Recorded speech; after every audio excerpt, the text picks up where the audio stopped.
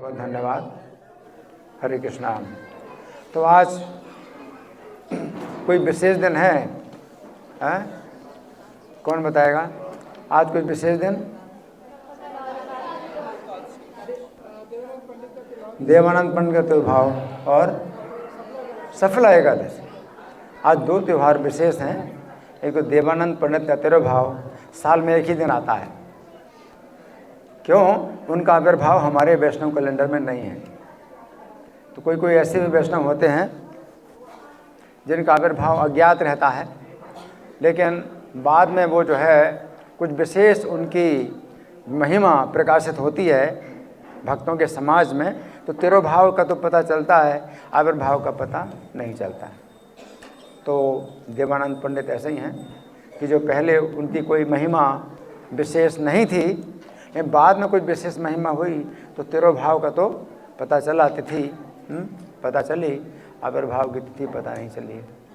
तो साल में एक दिन होता है तो हमें इनको याद करना चाहिए और विशेष शिक्षा हमें प्राप्त करनी चाहिए। और सफला एकादशी, कोई भी एकादशी हो साल में एक ही दिन आती है। वैसे तो साल में 24 एकादशी आती हैं या कभी 26 एकादशी आती हैं, लेकिन इस नाम की एकादशी, सफला नाम की एकादशी तो एक ही बार आती है। तो इसकी भी एक विशेष कथा है। तो पहले हम इस कथा को सुनेंगे। सफला एकादशी की कुछ विशेष कथा है, तो आप लोग सुने बड़े ध्यान से, क्योंकि इस कथा को सुन रहे हैं युधिष्ठिर महाराज। कौन? युधिष्ठिर महाराज सुन रहे हैं और सुना रहे हैं भगवान श्री कृष्ण। कौन? भगवान श्री कृष्ण स्वयं सुना रहे हैं। तो आप सुने बड़े ध्यान से। ये पद्म पुराण की कथा है। कौन सी पुराण? युधिष्ठिर कहते हैं, पौषस्य कृष्ण पक्षे तो का इयम एकादशी भवेत, किम नाम को विधिस्तस्या को देवस्तत्र पूज्यते। तो युधिष्ठिर महाराज कहते हैं कि पौष के कृष्ण पक्ष में कौन सी एकादशी होती है, इसका नाम क्या है, इसकी विधि क्या है, और इस एकादशी को कौन से देवता की पूजा होती है। ये तदा चक्षु मे स्वामिन विस्तरेण जनार्दन। हे जनार्दन, हे मेरे स्वामी, इसको जो है विस्तार से मुझे बताइए। कौन कह रहे हैं? युधिष्ठिर महाराज कह रहे हैं। किससे कह रहे हैं? श्री कृष्ण से है। तो एक तो स्वामी शब्द का प्रयोग कर रहे हैं, हे स्वामी, और दूसरा हे जनार्दन। इन दो शब्दों का प्रयोग कर रहे हैं। तो श्री कृष्ण बात। तो श्री कृष्ण कहते हैं, कथिष्यामि राजेंद्र भवता स्नेह कारणात्। तो भगवान कहते हैं कि हे राजन, तुम्हारे स्नेह के कारण मैं बताऊंगा। तुम्हारे प्रति मेरा विशेष स्नेह है, इस कारण से मैं बताऊंगा। क्योंकि विशेष बात, कोई विशेष बात होगी तो स्नेह के कारण ही बताई जाती है। तो भगवान का स्नेह है किसके प्रति? युधिष्ठिर महाराज के प्रति बहुत स्नेह है। तो तब स्नेह कारणात्, आपके स्नेह के कारण मैं बताऊंगा। तथा तुष्टिर न मे राजन कृतभिस्ताप दक्षिणे। तो भगवान कहते हैं कि बहुत बड़ी बड़ी दक्षिणाओं के द्वारा अगर यज्ञ किया जाए तो मुझे वैसी संतुष्टि नहीं होती। यथा तुष्टिस भैरवमयम एकादश्या व्रत, जिस प्रकार एकादशी के व्रत से मुझे संतुष्टि होती है।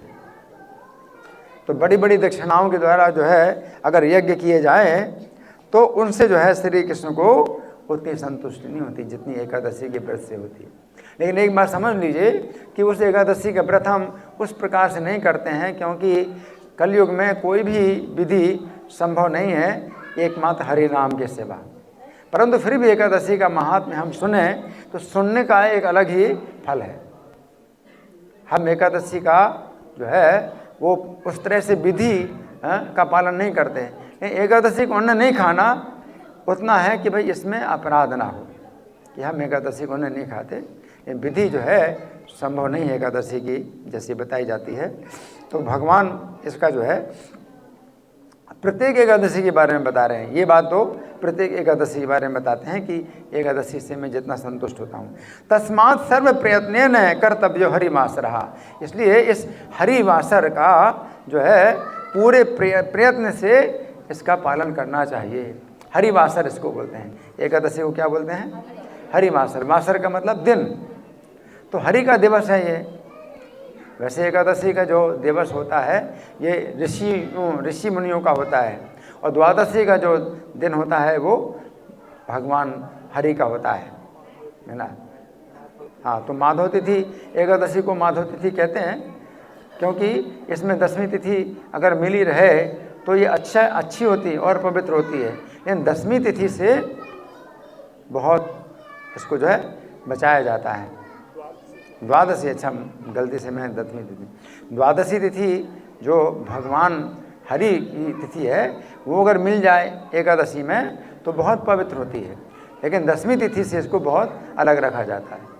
दसवीं तिथि जरा भी अगर मिली हो तो उसको जो है, क्योंकि दसवीं तिथि असुरों की होती है, असुरों की तिथि, तो दसवीं तिथि थोड़ी भी मिली हुई हो तो उस एकादशी को उसी प्रकार से छोड़ देना चाहिए, उसमें व्रत नहीं करना चाहिए। जैसे कि कलश भर गंगा जल में एक बूंद अगर मदिरा की मिल जाए तो वो अपवित्र, क्या है, अपवित्र है। कलश भर गंगा जल में एक बूंद शराब की अगर मिल गई तो अपवित्र है। उसी प्रकार से एकादशी में दसवीं तिथि का अगर पल भर भी अगर वो प्रवेश हो जाता है तो उसको त्याग देना चाहिए। शुद्ध एकादशी का मतलब है एकादशी द्वादशी मिली हो तो ज़्यादा अच्छा है। तो भगवान कह रहे हैं कि तस्मात् सर्व प्रयत्न कर्तव्य हरिवासरः पौषस्य कृष्ण पक्षे तो द्वादशी यहाँ भवे नृत्य। अब भगवान कहते हैं कि पौष के कृष्ण पक्ष की जो द्वादशी होती है, तो कई बार हम द्वादशी व्रत भी बोलते हैं, एकादशी व्रत को द्वादशी व्रत बोलते हैं और द्वादशी व्रत को हरिवासर भी बोला जाता है। तो भगवान कह रहे हैं कि जो द्वादशी आती है पौष के कृष्ण पक्ष की, तस्यास्यैव च महात्म्यम शृणुष्व एकाग्र मानसः, उसका जो महात्म्य है वो एकाग्र मन से सुनो। कैसे सुनना, आप सुन एकाग्र मन से, एकाग्र मन से शृणुष्व एकाग्र मानसः गदिता याश्च वै राजन एकादश्यो भवन्ति। तो जितनी भी एकादशियाँ जो आती हैं तो उनमें भेद नहीं करना चाहिए। तासाम अपि ही सर्वासाम विकल्पम नैव कार्ये, तो कोई भेद नहीं करना चाहिए किसी एकादशी में। एकादश्यास तथाप्यस्या शृणु राजन कथांतरम, फिर भी इस एकादशी की जो अलग से कथा है उसको सुनो। प्रत्येक एकादशी की अलग अलग कथा होती है, इस कथा को सुनो, है ना। अतः परम प्रवक्ष्यामि पौषस्य एकादशीम तब, अब जो है मैं तुम्हें ये परम जो श्रेष्ठ एकादशी पौष की है वो बताऊंगा। लोकानाम च हितार्थाय कथिष्ये विधिम तब, और लोगों के हित के लिए तुमको ये विधि बतलाऊंगा। पौषस्य कृष्ण पक्षे या सफला नाम नामतः, पौष के कृष्ण पक्ष में जो एकादशी है वो सफला नाम की होती है। नारायणोधिदेवस्या पूजे तम प्रयत्नतः, इसके अधिदेवता नारायण हैं, इनका प्रयत्न पूर्वक पूजन करना चाहिए। पूर्वेण विधिना राजन कर्तव्य एकादशी जने, तो पूर्वोक्त विधि के द्वारा लोगों को एकादशी का पालन करना चाहिए। कोई भी एकादशी हो, नागा नाम यथा शेषः, उसी प्रकार श्रेष्ठ है सभी दिनों में एकादशी, जैसे नागों में शेष जी श्रेष्ठ है। कितना अंतर है, जितने नाग हैं उनमें शेष जी की क्या महिमा है, उसी प्रकार जितनी भी तिथियां हैं उनमें एकादशी की महिमा अलग ही है। कोई भी एकादशी हो, है ना। पक्षिणाम गरुणो यथा, पक्षियों में गरुड़ जी की क्या महिमा है, कोई तुलना नहीं। उसी प्रकार से तिथियों में एकादशी विशेष। यथाश्वमेधो यज्ञ नाम, यज्ञों में अश्वमेध यज्ञ, कोई तुलना नहीं, अश्वमेध यज्ञ है। और नदी नाम जाह्नवी यथा,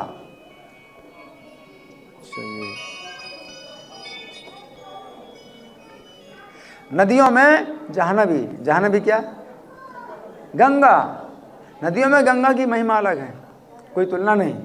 उसी प्रकार से एकादशी सब तिथियों में श्रेष्ठ है। देवा नाम यथा विष्णु, देवताओं में जैसे विष्णु बिल्कुल अलग हैं, है ना। देवताओं में जैसे विष्णु। द्विपदाम ब्राह्मणों यथा, और दो पैर वालों में ब्राह्मण, दो पैर वाले तो बहुत से लोग हैं, उनमें से ब्राह्मण, है ना, अलग ही महिमा है। उसी प्रकार से तिथियों में एकादशी। व्रता नाम च तथा राजन प्रवरा एकादशी तिथि, उसी प्रकार से जितने भी व्रत हैं उनमें एकादशी तिथि का विशेष महात्म्य है। ते जना भरत श्रेष्ठ मम पूज्यास सर्वशः। तो हे राजन, वे लोग जो है मेरे द्वारा भी पूजित होते हैं। हरिवासर संयुक्ता वर्तन्ते ये जनाभिषम, जो कि हरिवासर का जो है विशेष रूप से पालन करते हैं। तत्समो नास्ति वै यज्ञ तीर्थम तत्सदृशम नहीं, इसके समान ना तो कोई यज्ञ है, एकादशी के समान ना कोई यज्ञ है, ना कोई तीर्थ है। तत्समम ना व्रतम किंचित, और ना कोई व्रत है। इह लोके न राध्यपे, इस जगत में हे राजन ना कोई यज्ञ है, ना कोई व्रत है, ना तप है एकादशी के समान। 5 वर्ष सहस्राणि तपस्तप्त्वा ही तत्फलम, तो 5000 साल तक तपस्या का जो फल होता है, कितना? 5000 साल तक की तपस्या का जो फल होता है, तत्फलम समवाप्नोति सफलाया व्रतेन वै, तो उस वो फल जो है सफला के व्रत से प्राप्त हो जाता है। हरि बोल। श्रूयताम राज शार्दूल सफलाया कथानकम। अभी राजन सफला एकादशी का कथानक आप सुनिए। अब इसमें कुछ ऐसी कथा है कि जिस व्यक्ति ने व्रत किया वो जानता भी नहीं था कि वो व्रत कर रहा है, लेकिन वो व्रत का पालन हो गया। क्योंकि कठिन है, व्रत बहुत कठिन है, लेकिन किसी कारण से हो गया, उसकी कुछ ऐसी स्थिति में पड़ गया कि वो व्रत हो गया उसका। तो इसको सुनिए कि किसी ने इस तरह से किया। चंपावती इति विख्याता पुरी माहिष्मतस्य चा, माहिष्मत नाम के राजा की एक जो है राजधानी थी चंपावती नगरी। कौन सी नगरी? चंपावती नगरी। माहिष्मती राजा की एक नगरी चंपावती थी। माहिष्मत से राजर से चत्वारश्चा भवनसुता, तो वो माहिष्मत राजा हैं, वो राजर्षि थे। राजाओं में राजर्षि बहुत विशेष होते हैं। वो ऋषि हैं, मतलब सब भोगों से विरक्त होकर के भी राजा के रूप में रहते हैं, है ना। तो कितना उनका मतलब राज्य जो है अच्छा चलता है, प्रजा कितनी शुद्ध होती है, क्योंकि राजा क्या है? ऋषि होता है ना। तो वो जो है उनके 4 पुत्र हुए। कितने पुत्र हुए उनके? 4 पुत्र हुए। तेसाम मध्य तुझो ज्येष्ठा सब महापाप संयुतः, उनमें जो सबसे बड़ा था वो सबसे बड़ा पापी निकला। कभी कभी ऐसा हो जाता है ना। परदाराभिगामी चा द्यूत वेश्यारतः सदा, तो पराई स्त्रियों से गमन करता था, जुआ में हमेशा लगा रहता था, वेश्याओं के साथ हमेशा लगा रहता था। पितृद्रव्यम च पापिष्टो गमयामास सर्वशः, और पिता के धन संपत्ति को भी उस पापी ने सब प्रकार से नष्ट कर दिया, है ना। पिता की संपत्ति मतलब राजा राजर्षि है ना, इसलिए प्रजा की संपत्ति को वो इस्तेमाल नहीं करते। प्रजा की संपत्ति को प्रजा के कार्यों में लगाते हैं, अपनी संपत्ति उनकी अलग ही होती है। और राजा की अपने पिता की संपत्ति को उसने नष्ट कर दिया, है ना। तो फिर क्या हुआ? असत वृत्ति रतो नित्यम देवता द्विज निंदकहा, तो असत कर्मों में हमेशा लगा रहता था, देवता और ब्राह्मणों की निंदा करने लगा। और वैष्णवा नाम तो देवानाम नित्यम निंदा रतः सब, वैष्णवों की विशेष रूप से हमेशा ही निंदा में रत हो गया। ईतृक विदम तथा दृष्टवा पुत्रम माहिष्मतो ने बहा, इस प्रकार से जब माहिष्मत राजा ने देखा कि पुत्र जो है इतना उल्टा है, नाम न सवे लुम्पकम तो कृतवानत्य वर्षिता, तो इसका नाम था लुम्पक। इस पुत्र का नाम क्या था? लुम्पक, है ना। तो बहुत ज़्यादा जो है राजा दुखी हो गए और क्या किया? राज्यान निष्कासितस्तेन पित्रा च वापि बंधु भी, तो राजा ने जो है अपने राज्य से निकाल दिया अपने पुत्र को, तो उनके बंधुओं ने भी निकाल दिया, क्योंकि राजा अपने पुत्र को निकाले तो कौन उसको रखेगा, तो सब ने उसको निकाल दिया राज्य से। परिवार जन सर्वैस त्यक्तो राज्यो भयादि, और परिवार के लोगों ने भी इसको त्याग दिया कि राजा के भय से। अगर राजा ने निकाला है तो परिवार वाले भी कहाँ रखेंगे। लुम्पको भी तदा त्यक्ता चिंतयामास चैकड़ा, अब जब लुम्पक का इस प्रकार से त्याग हो गया, अब अकेले में जो है वो चिंतन करने लगा, अब वो और उल्टी चाहे सोचने लगा, है ना। मयात्र किम प्रकर्तव्यम त्यक्ते न पितृबांधवे, अब मुझे क्या करना चाहिए? मुझे पिता ने त्याग दिया और बंधुओं ने भी त्याग दिया, अब मुझे क्या करना चाहिए? अब उल्टी बुद्धि, उल्टी खोपड़ी, तो उल्टी बातें सोचता है। क्या? इति चिंता परो भूतवा मतिम पापे तदा करो। इस प्रकार की चिंता में अब उसने पाप में अपनी मति और लगाई, और ज़्यादा पाप कर्म में उसकी मति लगाई। हाँ, मया तो गमनम कार्यम बने त्यक्त्वा पुरीम पितुः। तो मुझे अब अपने पिता की नगरी को त्याग करके वन में गमन करना है। अब वो पापी देखो कैसे सोचता है, मैं अपने पिता की नगरी को त्याग करके वन में गमन करूँगा, और देवा वने चरिष्यामि, दिन में तो जंगल में विचरण करूँगा, रात्रम अपि पितुः पुर, और रात में पिता के पुरी में जाऊँगा। तस्मात् वनात् पितुः सर्वम व्यापयिष्ये पुरम निशि, और पूरे नगर को जो है धन लूटूंगा। रात में पुरी में जाऊँगा और नगर का धन लूटूंगा। इत्येवं सा मतिम कृत्वा लुम्प को दैव पातितः। तो दैव के कारण उसकी जो मति है इतनी भ्रष्ट हो गई कि उसने इस प्रकार का निश्चय कर लिया, और निर्जगाम पुरा तस्मात् गतो सो गहन मनम, इस प्रकार से जो है वो नगर से गहन जंगल में चला गया, यानी घने जंगल में चला गया। जीव घात करो नित्यम नित्यम स्तेय परायण। तो दिन में जो है जीवों की हत्या करता था, और रात में जो है चोरी के कार्य में लगा रहता था। सर्वम चा नगरम तेन मुसितम पाप कर्मणा। तो वो जो है पूरे नगर में जो है अब क्या करता है, वो पाप कर्म करता है और चोरी का कर्म करता है। गृहीतश्चा परित्यक्तो राज्ञो माहिष्मते भराया। तो कई बार तो उसको पकड़ा भी गया, लेकिन राजा माहिष्मत के भय से उसको छोड़ दिया लोगों ने। सबको पता नहीं था कि राजा ने इसको त्याग दिया है, नगरवासी सोचते राजा का लड़का है, तो राजा के भय से उसको छोड़ देते थे। जन्मांतरीय पापे ने राज्य भ्रष्टा स पापकृत। तो उसके जन्म जन्मांतर के पापों का कुछ ऐसा संस्कार था कि वो जो है राज्य से भ्रष्ट भी हो गया और पाप कर्मों में अब लग गया। आमिषा भी रतो नित्यम नित्यम में फल भक्षका। तो अब जंगल में क्या करता था, मांस खाता था और फल खाता था। जंगल में क्या मिलेगा, फल मिलेंगे या मांस? तो हमेशा रोज जो है मांस खाता था और फल खाता था। आश्रमस्तस्य दुष्टस्य वासुदेवस्य समता। और इस दुष्ट का एक आश्रम जो उसने बनाया था, तो वो जो है भगवान वासुदेव का बड़ा ही विशेष प्रिय स्थान था। वो भी इसका जो है कुछ ऐसा भाग्य से उसने जो अपना स्थान बनाए रहने का, वो भगवान का जो है बड़ा प्रिय स्थान था। अश्वत्थो वर्तते तत्र जीर्ण बहुल वार्षिका। वो बहुत प्राचीन पीपल का पेड़ था। वो भगवान को जो है पीपल का पेड़ तो प्रिय है ये, है ना। तो बहुत प्राचीन पीपल का पेड़ था। देवत्वम तस्य वृक्ष से वर्तते तद बने। उस महावन में जो है उस वृक्ष को देवता का जो है वो पद प्राप्त हो गया था। तत्रैव निवसंसासो लुम्पकः पर पाप बुद्धिमान। तो वहीं पर ही वो रहता था लुम्पक, और उसकी बुद्धि हमेशा पाप में लगी रहती थी। एवं काल क्रमेण वसतस्तस्य पापिना। तो अब काल क्रम से उस पापी को जो है वहाँ जब समय आया, दुष्कर्म निरतस्यास्य कुर्वतः कर्म निंदितम। तो वो जो है दुष्कर्म में लगा हुआ है, निंदित कर्म करता रहता है।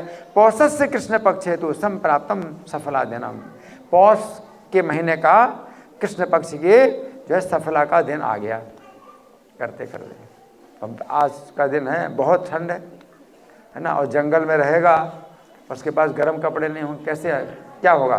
तो उसने तो सोचा ही नहीं था, वो पाप कर्म इस प्रकार लगा था कि उसने सोचा ही नहीं कि अब जो है मुझे गर्म कपड़े भी चाहिए और कोई सैया चाहिए अपनी रक्षा के लिए, कुछ घर या जो है कमरा चाहिए, वहाँ तो कुछ है ही नहीं। अब क्या हुआ, दसवीं दिवसे राजन्यसायाम सिद्धि पीड़िता। अब दसवीं की रात की, दसवीं का दिन हुआ, रात में जो है सर्दी से अब वो बहुत कष्ट पाया। दसवीं की रात में सर्दी से बहुत कष्ट पाया, यानी आज के पहले की रात है ना। तो दसवीं की रात में वो शीत से बहुत पीड़ित हुआ। रात में लुम्प को वस्त्रहीन हो, और वस्त्र उसके शरीर में है नहीं। निश्चेष्ट है बता, आप निश्चेष्ट हो गया, निश्चेष्ट हो गया, अकड़ गया, पकड़ गया। पीठ मानस तो शीत है न अश्वत्थ। अब अश्व वो पीपल का पेड़ के निकट था और जो है शीत से बहुत पीड़ा पीड़ित हो गया। न निद्रा ना सुखम तस्य गद प्राण एवा भवत। अब ना तो उसको नींद आई, ना उसको कोई सुख मिला, और जैसे प्राण रहित जैसा हो गया, जैसे जान ही निकल गई, इस प्रकार से वो हो गया। पीडियन दसनैर दंतान एवं च गमिता निशा, और दांत जो है कटकटा रहे उसके, और इस प्रकार से पूरी रात उसकी बीत गई है। भानुदय भी तस्याथ न संज्ञा समझा, और जब सवेरे सूर्योदय हुआ, इन आज का सूर्योदय जो हुआ था उसमें जो है उसको होश आए नहीं, होश नहीं आया उस समय। लुम्पको गत संज्ञस्तु सफला देवी, तो सफला का दिन था कि उसको होश था ही नहीं। भानुदय भी तस्याथ न संज्ञा समझाया, तो सूर्य का उदय हो गया। मध्याह्न समय प्राप्ते संज्ञाम लेभे, तो जब दोपहर का समय आया, मानी समझ लो इस समय का कि दोपहर का समय 10:34 से 3:22 तक मध्याह्न काल होता है। इतने इस समय पर उसको होश आया, वो बेहोशी पड़ा रहा है ना, होश आया है। तो प्राप्त संज्ञो मुहूर्ते न चौथितो सौ तदासनात्, तो जब उसको होश आया तो एक मुहूर्त में वो उठ पाया। एक मुहूर्त कितना होता है? 48 मिनट होता है। कितना? 48 मिनट। 48 मिनट उठने में लगा। कितना? 48 मिनट में वो उठ पाया, एक मुहूर्त में वो उठ पाया। जब होश भी आया उसको, तो उठने में भी उसको 48 मिनट लग गया, एक मुहूर्त चौथी तो असो तदासनात् प्रस्खलन सा, और फिर भी चल रहा है तो गिर रहा है वो, मतलब जैसे गिरता हुआ जैसे चलने लगा। पंगुवत चलिता मुँह, लंगड़े की तरह जो है वो चल रहा था। वन मध्य गतस्तत्र क्षुत्र सा पीड़ितो भवत्, और वन के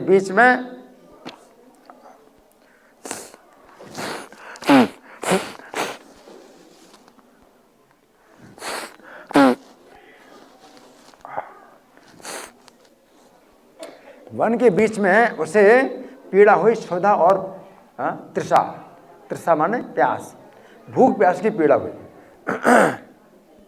न शक्तिर जीव घाते से, अब जीवों की हत्या करने की तो शक्ति रही नहीं। जीवों की हत्या करता था, खाता था, कच्चा मांस खाता था, अब उसके अंदर जीव की हत्या की शक्ति नहीं रही। लुम्पक से दुरात्मा, तो वो दुरात्मा था, लेकिन जीव हत्या वो कर नहीं सकता। अब देखिए, मतलब एकादशी के दिन जो है उसको ऐसा, मतलब वो बन गया, ऐसी परिस्थितियाँ बन गई कि एकादशी के व्रत उसका क्या हो गया, है ना। अब क्या हुआ? फलाने भूमो पतिता न्याज हार सुलभ कहा। अब जमीन में गिरे हुए जो फल थे उन्हीं को ही उसने किसी प्रकार से उठाया। यावत सच्चागतस तत्र तस्मात् तावदस्तम अगाध रवि, और जब तक वो अपने वहाँ पेड़ में आया अपने स्थान में, तब तक सूर्य अस्त हो गया। सूर्य अस्त हो गया। किम भविष्य तातेति विलला पाति दुखिता, अब वो सोचता है अब क्या होगा हे पिता, अपने पिता को याद करता है, बहुत दुखी में, अब क्या होगा हे पिता। फलाने ताने सर्वाणी वृक्ष मूले निवेद, अब पेड़ की जड़ में वो सब फल जो है उसने निवेदन कर दिए। अब वो भगवान को प्रिय वृक्ष था, और उस जो है वृक्ष को ही वो क्या कर रहा है? भोग लगा रहा है।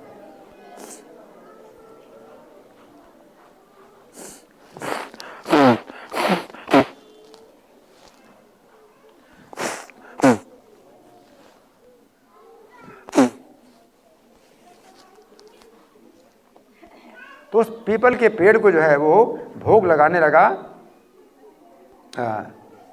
और प्रत्युवाच फले रे भी प्रीताम भगवान हरि, उसने फिर ये बोला कि इन फलों के द्वारा भगवान हरि प्रसन्न हुए।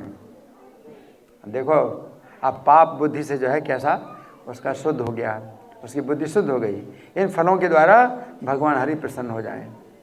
खाने की भी शक्ति नहीं है उसको, उन फलों को खाने की भी शक्ति नहीं है। उपविष्टो लुम्पकस्य निद्राम ले भी न वैनसी, इस प्रकार से वो बैठ गया लुम्पक, और रात में उसको नींद नहीं आई। अब कैसे सोएगा? तेन जागरणम ता जातम भगवान मधुसूदना, इस प्रकार से पूरा उसका जो है दिन क्या हो गया? निराहार और निर्जल हो गया, और रात्रि का पूरा जागरण भी हो गया। ठीक है ना। तो एकादशी की विधि में ये सब होता है, लेकिन हम लोग नहीं करते क्योंकि कलयुग में संभव नहीं है ना। तो उसका जो है क्या हो गया, जागरण हो गया। तेन जागरणम जातम भगवान मधुसूदनाम फलानाम पूजनम मैंने सफलाया तथा व्रतम। तो सफला का व्रत जो है भगवान जनार्दन ने उसका मान लिया कि इसने फल भी मुझे भोग लगा दिए, फलों का भोग लगा दिया।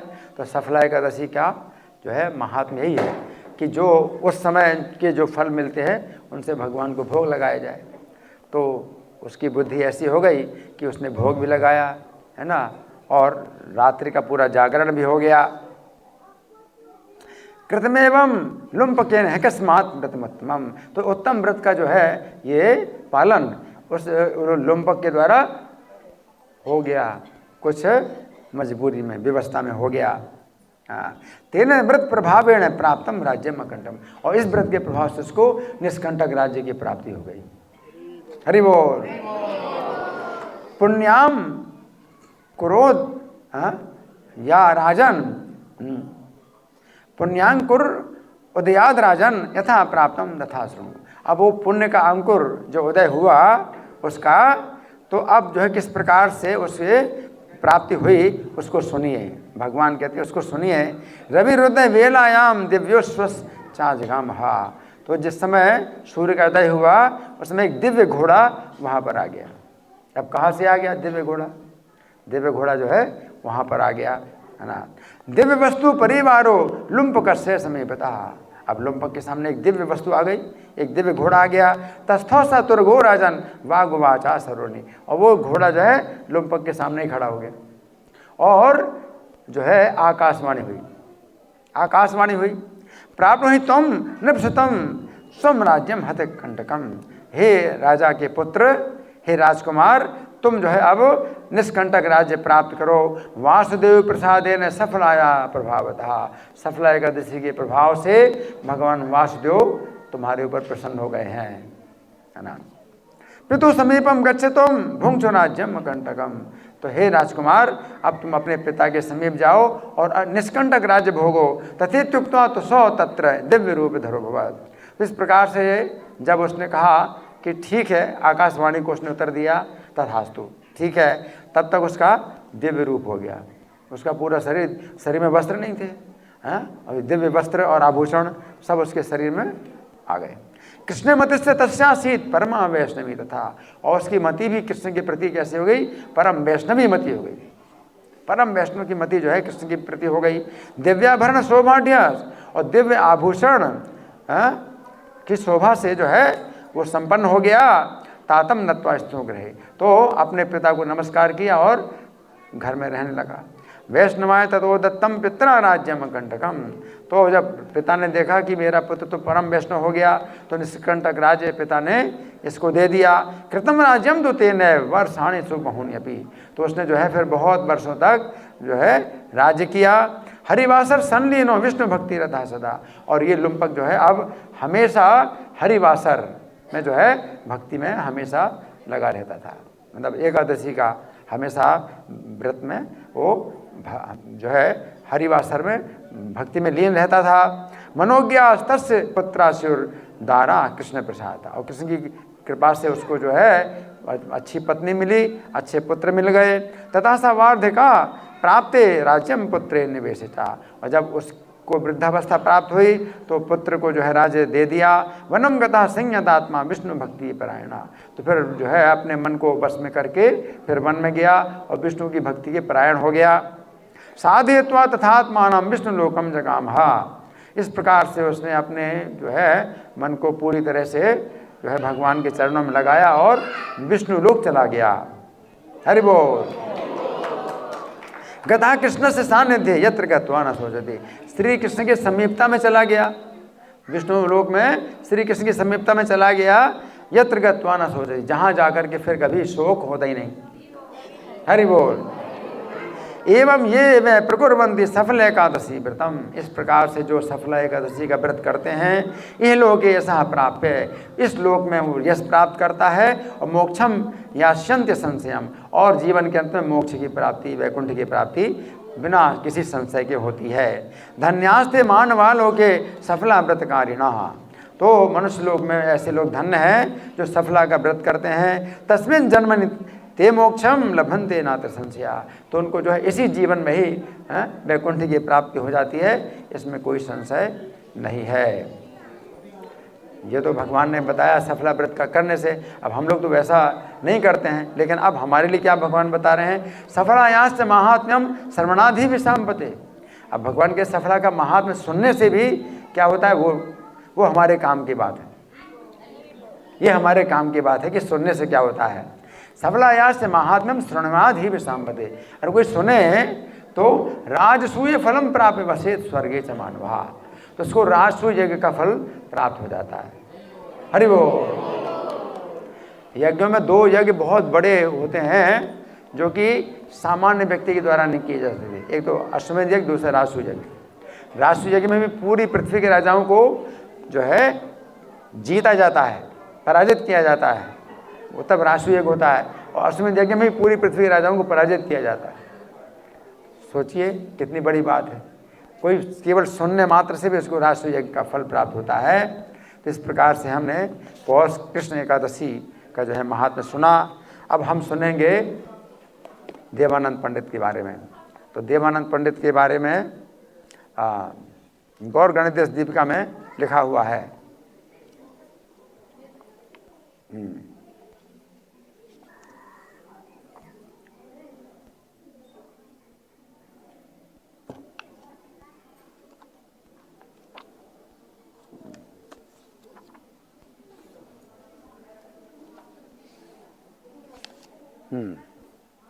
गौर गणोदेश दीपिका का श्लोक संख्या 106, इसमें बताया गया है पुराणाम अर्थवेत्ता श्री देवानंद पंडितः। पुराणाम अर्थवेत्ता श्री देवानंद पंडितः।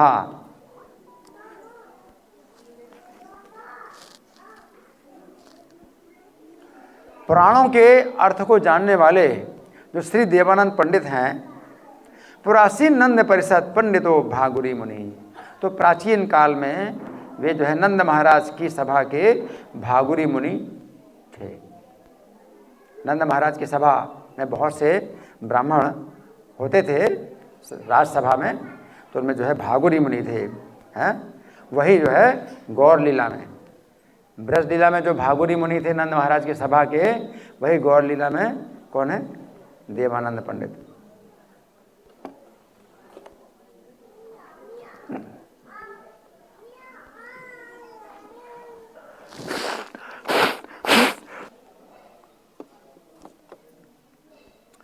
तो ये नंद महाराज की राजसभा में बहुत से विद्वान पंडित, ज्योतिषाचार्य, सेवक हैं और मंत्री होते थे।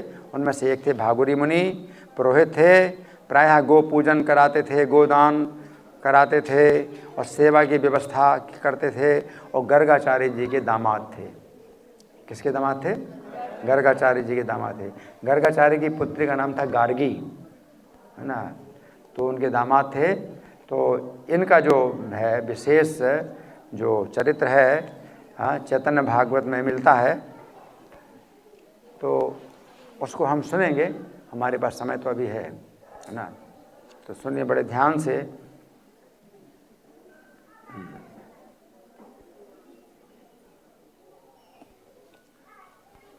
एक दिन भगवान चैतन्य श्रीवास पंडित के घर में, है ना, कीर्तन करते थे। रात भर कीर्तन करते थे, लेकिन कभी कभी कीर्तन को बंद करके और वे जो है विष्णु के सिंहासन पर बैठ जाते थे और अपना तत्व बताने लगते थे कि मैं ईश्वर हूँ। तो कभी भक्ति के भाव में कीर्तन करते हैं तो भक्तों के पैरों की धूल अपने सिर में लेते, और कभी जो ईश्वर भाव में आ जाते तो विष्णु के सिंहासन पर बैठ जाते और सब भक्तों को अपना जो है विशेष परिचय बताने लगते थे। और किस भक्त के साथ उन्होंने कैसी कृपा की थी वो बता देते। तो उन्होंने श्रीवास पंडित को बताया कि तुम याद करो। श्रीवास पंडित को बताया तुम याद करो। तो श्रीवास पंडित तो उनके जो है पिता जैसे थे, चैतन्य महाप्रभु के, उम्र ज़्यादा थी। तो उस समय की घटना जब भगवान चैतन्य का जन्म नहीं हुआ था और भगवान थे वैकुंठ में, तो भगवान कहते हैं जब मैं वैकुंठ में था, यहाँ मेरा अवतार नहीं हुआ था, उस समय की बात याद करो। उस समय भी मैं तुम्हारे साथ में किस प्रकार से रहता था। तो भगवान कहते हैं याद करो उस समय क्या हुआ था। भगवान कहते हैं कि श्रीवास से बोले महाप्रभु, अरे तुझे याद है। अब देखो, वैसे तो पंडित जी बोलते हैं कि पिता के समान है, पंडित जी बोलते हैं, लेकिन अभी तो ईश्वर भाव में तो तुझे याद है ऐसे बोलते हैं, तुझको याद है। अरे श्रीवास तुझको याद है, हैं? तूने देवानंद पंडित के स्थान पर श्री भागवत सुनी थी। तूने देवानंद पंडित के स्थान पर श्री भागवत सुनी थी।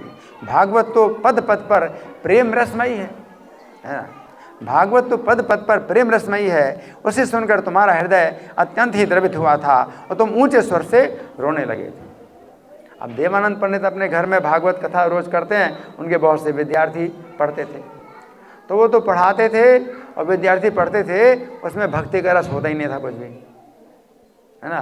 बस इसी प्रकार से जो है वो जो है जैसे कहें कि शहद की जो है बोतल, शहद की बोतल कांच की होती है तो शहद दिखाई पड़ता है और कोई चाटे उसको तो उसका स्वाद तो मिलेगा नहीं। उसी प्रकार से कई लोग भागवत पढ़ते सुनते हैं लेकिन भक्ति का रस उनको मिलते ही नहीं है, क्योंकि भक्तों की संगति से उन्होंने कुछ सुना ही नहीं। तो देवानंद पंडित भी, उनमें भी जो है भक्ति नहीं थी और जो शिष्य लोग थे वो भी भक्त नहीं थे। तो भागवत का जो है अध्ययन जरूर करते हैं और ये देवानंद पंडित कराते हैं, लेकिन भक्ति का रस उनको मिलता ही नहीं कुछ। और इनकी रोज़ कथा होती थी, देवानंद पंडित की भागवत कथा रोज़ होती थी। तो श्रीवास पंडित एक बार सुनने के लिए गए। जब सुनने के लिए गए तो भागवत के श्लोक तो वही थे, और श्लोक से जो है श्रीवास पंडित को जो है क्या हुआ, जो उसका अर्थ, आंतरिक अर्थ जब उनको जो है उनके हृदय में जो है जागृत हुआ तो क्या हुआ, ऊंचे स्वर से रोने लगे। अब उस कथा में ऊंचे स्वर से रोने लगे। अब सोचिए कि जो जितने अभक्त हैं उनके बीच में एक भक्त हो जाए तो वही जो है फिर क्या माना जाता है, अशांति का कारण। तो सब ने इनको अशांति का कारण माना कि ये व्यक्ति कहाँ से आ गया। मूर्खों के बीच में एक पंडित हो तो वो जो है सबसे ज़्यादा अशांति का कारण बनता है कि भाई ये बेकार आदमी है ना। तो सब ने जो है इनको बेकार माना। सोचिए, ये जो है मतलब रसिक हैं, भागवत के रसिक हैं, और उस कथा में जो है ये ऊंचे स्वर से रोने लगे क्योंकि वो श्लोक ही इस प्रकार से भक्ति के रस से भरा हुआ था। तो ऊंचे स्वर से रोने लगे। तो भगवान चैतन्य कहते तुझको याद है देवानंद पंडित की कथा में तू तो ऊंचे स्वर से रोने लगा और बेहवल होकर भूमि पर तुम गिर गए। अबोध विद्यार्थी भला भक्ति भाव को क्या समझें, वे कहने लगे ये क्यों इतना रोता पीटता है। अबोध विद्यार्थी हैं, वो कहने लगे ये क्यों इतना रोता पीटता है। और गुरु भी ऐसे ही अज्ञानी, तो वो भी उनको नहीं समझा पाए कि अरे इनकी स्थिति हम उससे भी ऊंची है, और इनका विशेष सम्मान करता देवानंद। तो देवानंद जो है कुछ बोला नहीं। वे कहने लगे कुछ समझ नहीं आता, क्यों इतना रोता पीटता है।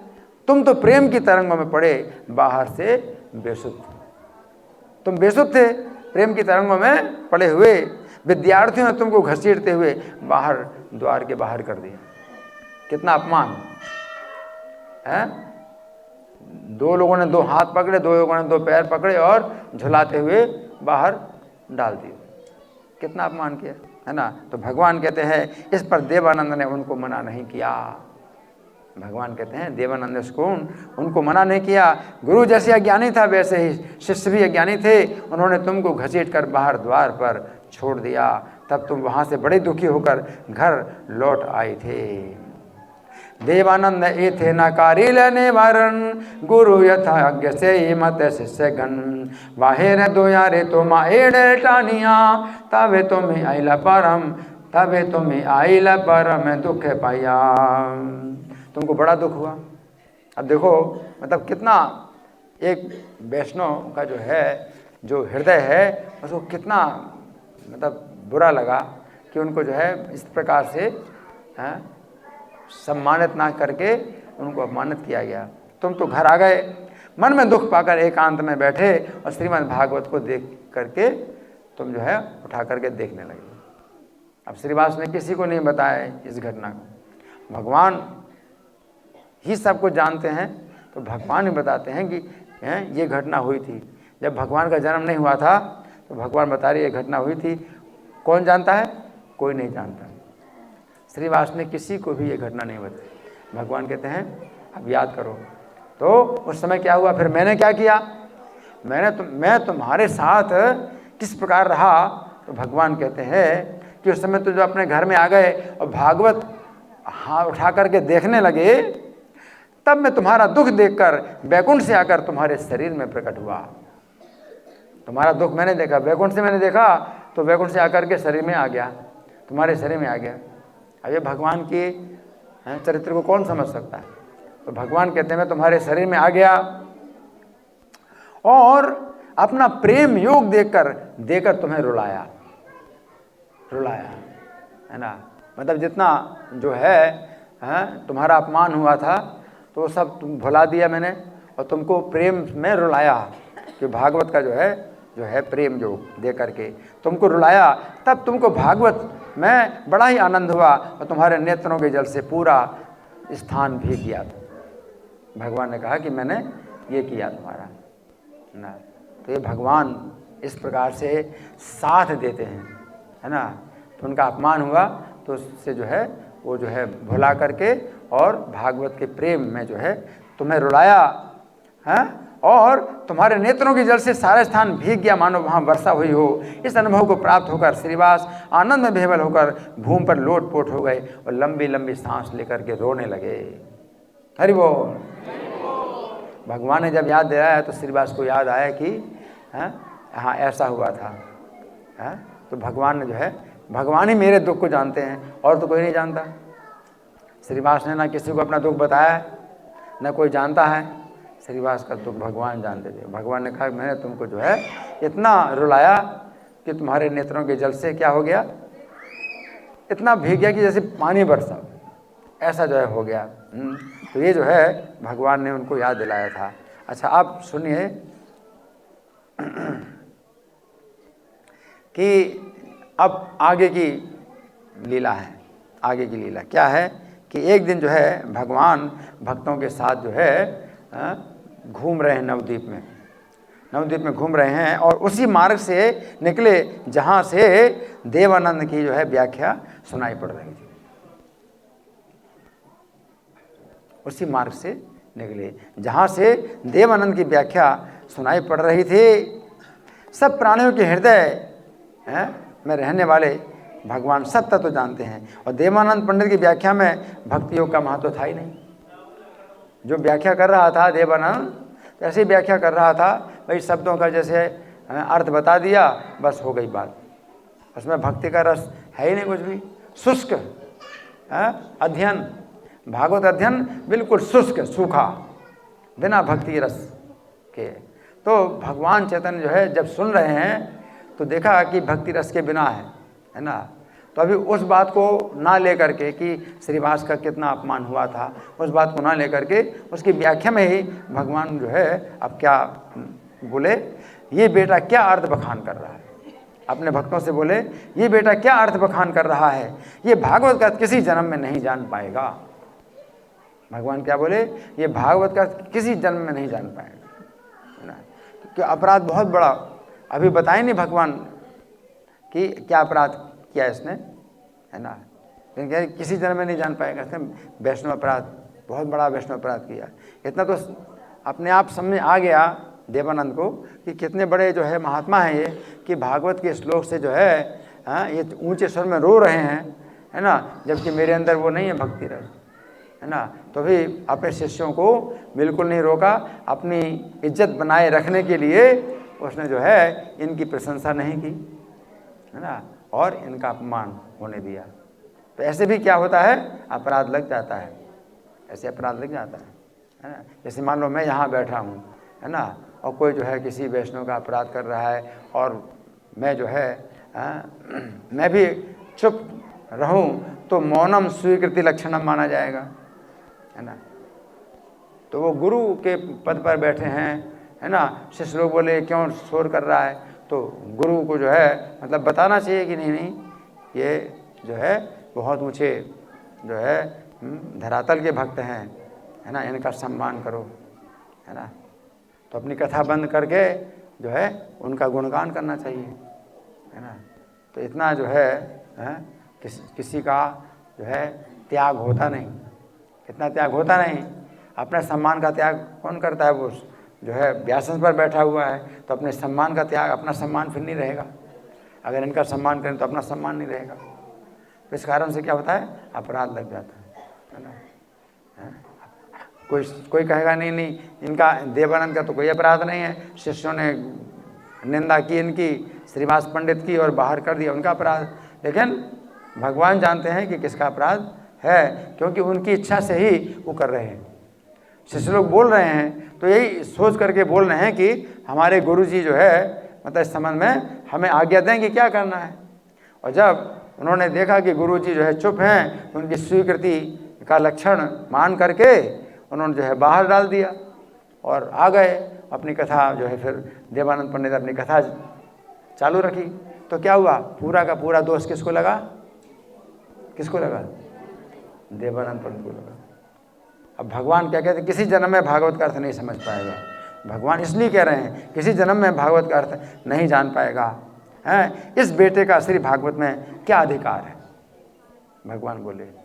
अब देवानंद पंडित भी श्रीवास पंडित के बराबर की उम्र का है, लेकिन भगवान ईश्वर भाव में जब होते हैं तो किसी को बोल सकते हैं बेटा, और निंदा भी कर सकते हैं और कठोर शब्द भी बोल सकते हैं, किसी को भी बोल सकते हैं। भगवान ईश्वर भाव है ना। भगवान कहते श्रीमद् भागवत तो ग्रंथ के रूप में श्री कृष्ण का अवतार है। श्री भागवत में केवल भक्ति ही एकमात्र पुरुषार्थ है। मनुष्य जीवन के 4 पुरुषार्थ हैं, धर्म, अर्थ, काम, मोक्ष।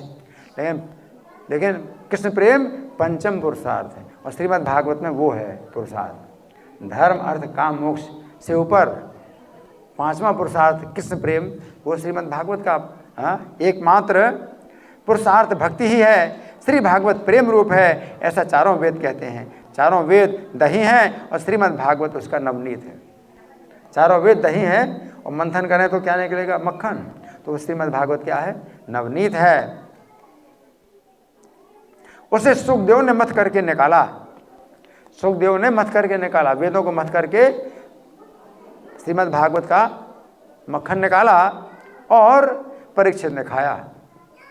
भगवान कह रहे हैं सुखदेव ने मंथन करके निकाला और परीक्षित ने खाया। मेरा प्यारा सुखदेव ही भागवत को जानता है। देखो भगवान है इसलिए ईश्वर भाव है, ऐसे ही बोलते हैं मेरा प्यारा सुखदेव ही श्रीमद् भागवत को जानता है और मेरे हृदय तत्व को श्रीमद् भागवत बखानता है। मुझ में, मेरे दास में और भागवत ग्रंथ में जो भेद करता है, मुझ में, मेरे दास में और भागवत ग्रंथ में जो भेद करता है, उसका सब प्रकार से नाश हो जाता है। इस प्रकार प्रभु क्रोध में भरे हुए भागवत तत्व का बखान करने लगे, जिसे सुनकर वैष्णवों को बड़ा आनंद हुआ, बड़ा आनंद हुआ। फिर प्रभु बोले भागवत में भक्ति अतिरिक्त जो और कुछ बखानता है वो अधम कुछ भी नहीं जानता। फिर भगवान बोले भागवत में भक्ति के अतिरिक्त जो और कुछ बखानता है वो अधम कुछ भी नहीं जानता। ये बेटा तो निरंतर भक्तिहीन व्याख्या करता जा रहा है। अब देवानंद पंडित को कुछ पता नहीं है, वो तो उसकी व्याख्या चल रही है। भगवान अपने भक्तों के साथ ऐसे बोल रहे हैं, ये बेटा तो निरंतर भक्तिहीन व्याख्या करता जा रहा है। आज मैं इसकी पोथी फाड़ डालूंगा। पोथी, किताब, आज मैं इसकी पोथी फाड़ डालूंगा, तुम लोग देखो। और क्रोधावेश में गौरचंद पोथी फाड़ने के लिए बढ़े। तो सब वैष्णव पकड़ करके रोक लिया। फिर प्रभु बोले भागवत परम अचिंत्य है, सब शास्त्रों का राजा है, इसको विद्या और तप से नहीं समझा जा सकता। जो ये समझता है कि मैं भागवत जानता हूँ वो भागवत के प्रमाण को नहीं जानता है। भागवत में जिसकी अचिंत्य ईश्वर बुद्धि है वो भागवत का अर्थ जो भक्ति सार है उसे जानता है। तो सब गुणों में देवानंद पंडित के समान ज्ञानमान कोई बिरला ही मिलेगा। ऐसे देवानंद जैसे लोगों का जब भागवत के विषय में भ्रम है तो फिर औरों का जो भागवत जानने का गर्व है वो दंड नहीं है। ये लेखक बोल रहे हैं, ये लेखक की व्याख्या है। उनके दंडदाता यमराज हैं। भागवत पढ़ा करके भी किसी किसी की बुद्धि नष्ट हुई दिखती है, जो वे नित्यानंद की भी निंदा करते हैं। तो ये जो है घटना हुई। और फिर इसके बाद फिर क्या है, आगे जो है भगवान जब चले तो देवानंद पंडित जो है रास्ते में मिल ही गया।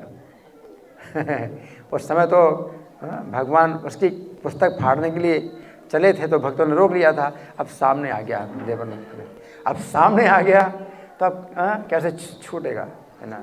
सुनिए,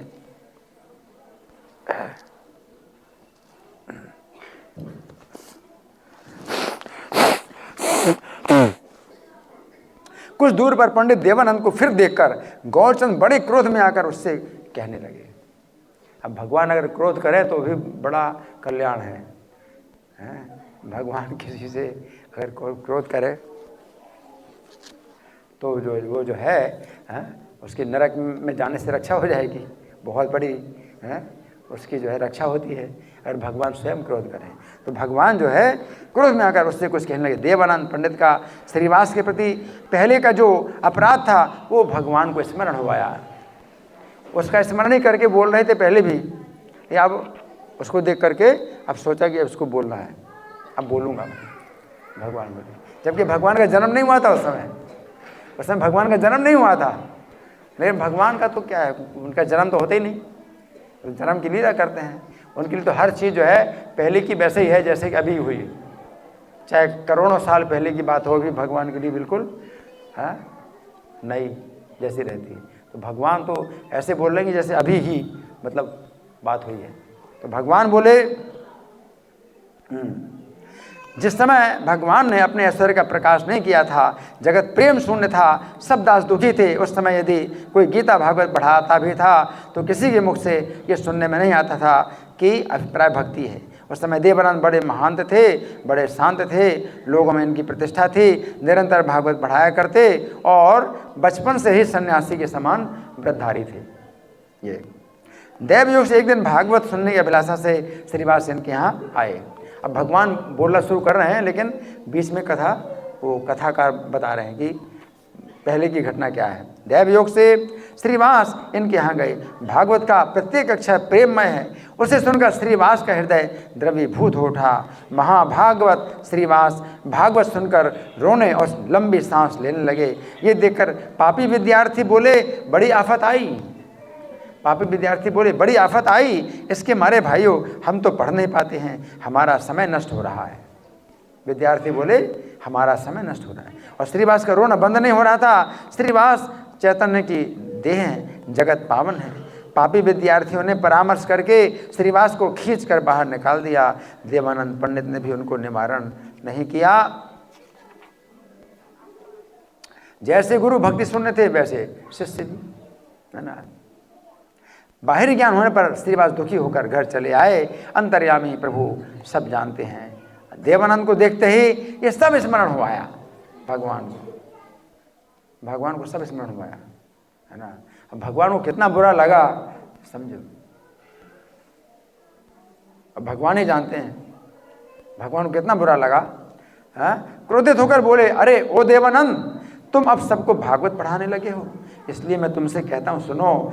जिस श्रीवास के दर्शन के लिए गंगा जी भी कामना करती हैं, क्या गंगा जी भी कामना करती हैं श्रीवास के दर्शन के लिए। जिन श्रीवास के दर्शन के लिए गंगा जी भी कामना करती हैं, ऐसा भक्त तुम्हारे यहाँ भागवत सुनने को आया था। किस अपराध के कारण तुमने उनको अपने शिष्यों के हाथों खिंचवाकर घर के बाहर डाल दिया? भगवान कह रहे हैं, किस अपराध के कारण? अये अये देवानंद बलिए तुम्हारे, तुम ये भागवत पढ़ाओ सभारे। जो श्रीवास है, जय श्रीवास है देखी ते गंगा रे मानो रथ है, हे न जन गेला सुनी वारे भागवत है। कौन अपराधे तारे शिष्य हाथाइया, बाड़ी रे बाही रे तारे एड़ी ले तानिया।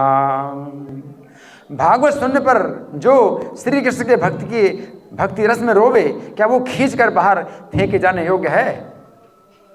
जो रो रहा है भक्ति के रस में, किसको बाहर खींचे जाने योग्य है? मैं समझ गया कि तुम जो भागवत पढ़ाते हो उसका तात्पर्य किसी भी जन्म में नहीं जान पाओगे।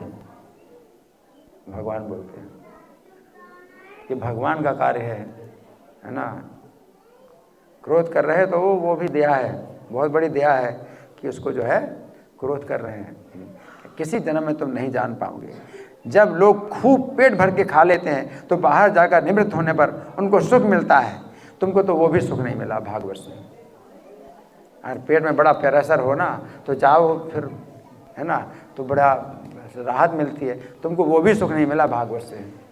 भगवान कहते हैं तुमको वो भी सुख नहीं मिला भागवत से। हाँ, परंतु प्रेम में भागवत को पढ़ाकर मैं तुमसे कहता हूँ तुमको उतना भी सुख नहीं मिला। ये वचन सुनकर देवानंद तो पानी पानी हो गया। पहली बार किसी ने डांटा, जीवन में पहली बार किसी ने डांटा, है ना, पानी पानी हो गया। परिपूर्ण करी अजय सब जन खाए, तबे बहिर्देश गिया से संतोष पाए। प्रेम माय भागवत पढ़ाइया तुम्ही, तत सुख न पाई लकई लांग आमी। सुनिया बचन देवानंद विप्रवर, लज्जाए रही किछु न करे उत्तर। अब समझ तो गया सब कुछ, है ना। अब बोले क्या, लज्जित हो रहा है, कोई जवाब नहीं दे रहा है। गलती तो की ही थी ना, अपनी गलती किसी को बताना, है ना। अब क्या है, कुछ उत्तर न दे सका। क्रोधावेश में ऐसा कहकर विश्वम्भर देव तो चले गए।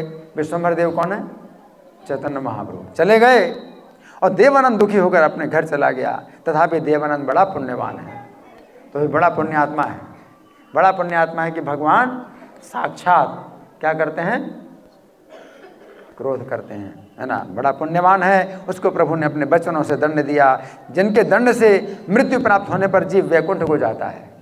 अगर भगवान किसी को दंड दें, मृत्यु दंड दें, तो कहाँ जाएगा, वैकुंठ जाएगा। तो भगवान उसको दंड दिया, देवानंद को दंड दिया, है ना। जिनके दंड से मृत्यु प्राप्त होने पर जीव वैकुंठ को जाता है, उन श्री चैतन्य के दंड को जो वही पाते हैं जो बड़े सुकृतिशाली होते हैं। देवानंद पंडित बड़े सुकृतिशाली हैं, है ना। अब हम लोग अपराध करते हैं और कोई नहीं जानता है, तो हमारी रक्षा हो गई, बस हम तो समझते बड़ी रक्षा हो गई। कोई नहीं जानता हम कितना वैष्णव अपराध करते हैं, निंदा करते हैं, चल जाता है, ठीक है, सब चल रहा है, बढ़िया है, कोई हमें कुछ कह नहीं रहा, है ना। तो फिर क्या होगा, यम दंड मिलेगा आगे चल कर के, यम दंड मिलेगा, है ना। सचमुच अभी हमारे जीवन काल में जो है, कोई भक्त था, बड़ा भक्त था, फिर इस्कॉन की निंदा करने लगा, शरीर छोड़ के अभी प्रेत की योनि में वो एक पेड़ के नीचे रहता है ना। बिल्कुल प्रैक्टिकल इस्कॉन की निंदा करता, मेरी भी निंदा करता था, तभी वो, और बड़ी उसने मतलब वैसे बड़ी भक्ति की, सब नष्ट कर दी उसने, तो प्रेत की योनि में उसको मिल गई, है ना। तो बहुत मतलब दुर्गति है, बहुत दुर्गति है ना। तो श्री चैतन्य के दंड को जो अपने मस्तक पर चढ़ा लेता है, वही दंड उसके लिए भक्ति योग हो जाता है।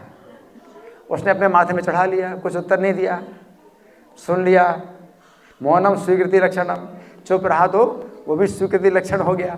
पहले भी मौनम स्वीकृति लक्षण, अपराध में भी जो है मौनम स्वीकृति लक्षणम था, तो मौन रहा तो अपराध बन गया उसका। अब यहाँ मौन रहा तो उसको जो है क्या हो गया, वो दंड उसका भक्ति योग बन गया, उसका भक्ति योग बन गया, है ना। तो चैतन्य के दंड का जिसके चित्त में भय नहीं है, वो पापी जन्म जन्म तक यम के दंड का भागी होता है।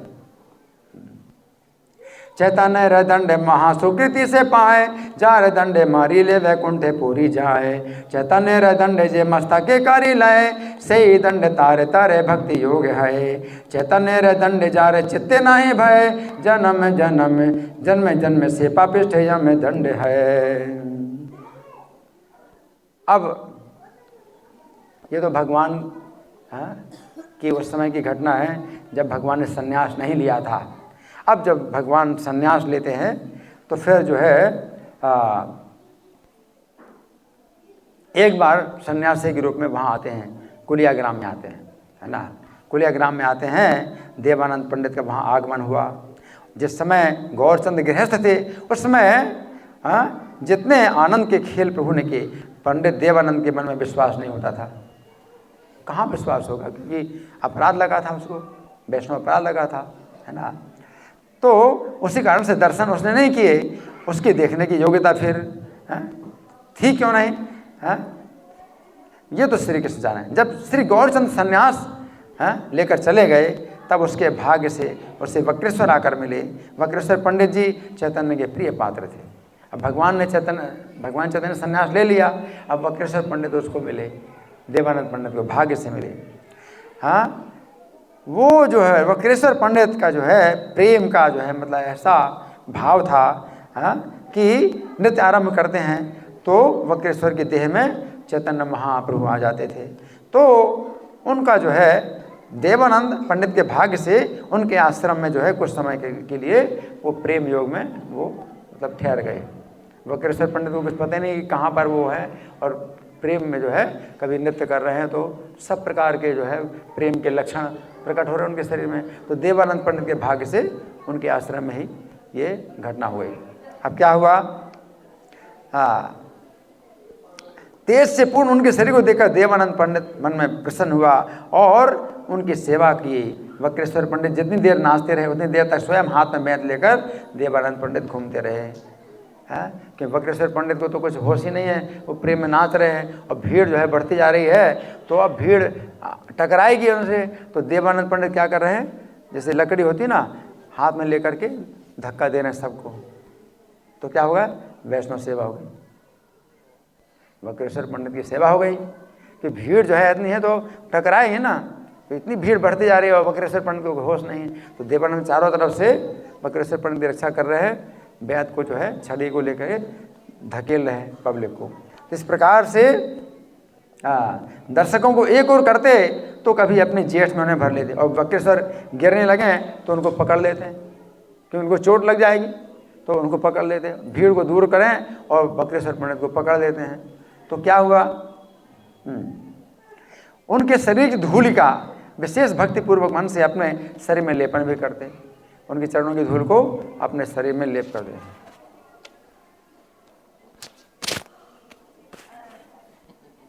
लेप करने लगे ना, हाँ, और उनके भाव प्रकाशन को देखकर उनको चैतन्य में विश्वास उत्पन्न हो गया। चैतन्य महाप्रभु संन्यास लेके चले गए हैं, चैतन्य में विश्वास उत्पन्न हो गया उनके चरणों की धूल जो है पूरे शरीर में लगाने से, चैतन्य में विश्वास उत्पन्न हो गया। वैष्णव सेवा का जो फल पुराणों में कहा गया है वो सब प्रत्यक्ष से देख लो, यही उसके साक्षी हैं। जो देवानंद जन्म से ही धार्मिक, ज्ञानवान, जगत से बिल्कुल उदासीन, भागवत पठन पाठन के अलावा कुछ नहीं करते, शांत हैं, जितेंद्रिय हैं, निर्लोभ हैं, विषय शून्य हैं, सभी गुण हैं, तो भी गौरचंद्र में विश्वास नहीं हुआ है। लेकिन वैष्णव पद धूली, तीन महाबल, क्या है तीन महाबल है, हाँ हाँ, वैष्णव पद जल, वैष्णव पद धूलि, वैष्णव पद जल, वैष्णव भुक्त, भक्त पद, हाँ, भक्त भुक्त उच्छिष्ट, तीन महाबल, भक्त पद धूलि, भक्त पद धूलि, भक्त पद जल, भक्त भुक्त अवशेष, तीन महाबल। तो महाबल बहुत बड़ी। अब देवानंद जन्म से जो है बिल्कुल विरक्त है, उदासीन, भागवत को पढ़ना पढ़ाना के अलावा कोई काम नहीं करते, लेकिन तो भी चैतन्य में जो है विश्वास नहीं हुआ। लेकिन उनके चरणों की धूल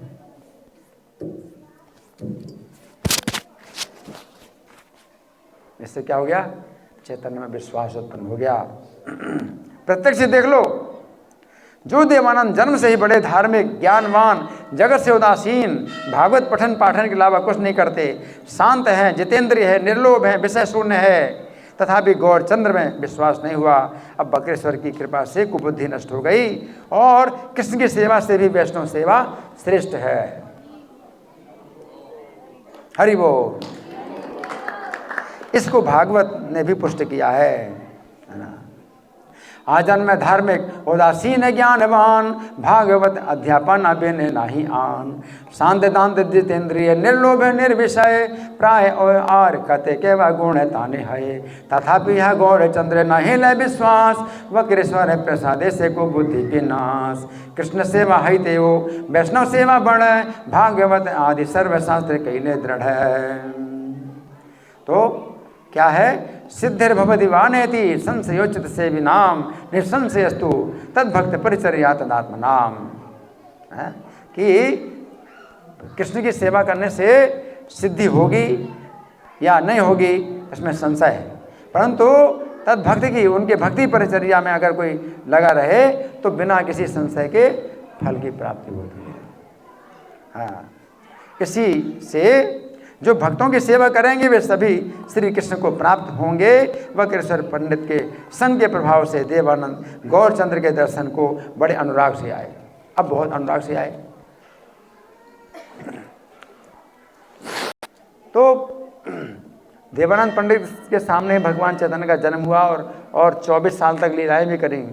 तो 24 साल तक कुछ भी मतलब फर्क नहीं पड़ा देवानंद पंडित को कि कुछ है, कुछ खास बात है, कुछ खास बात नहीं पता चली।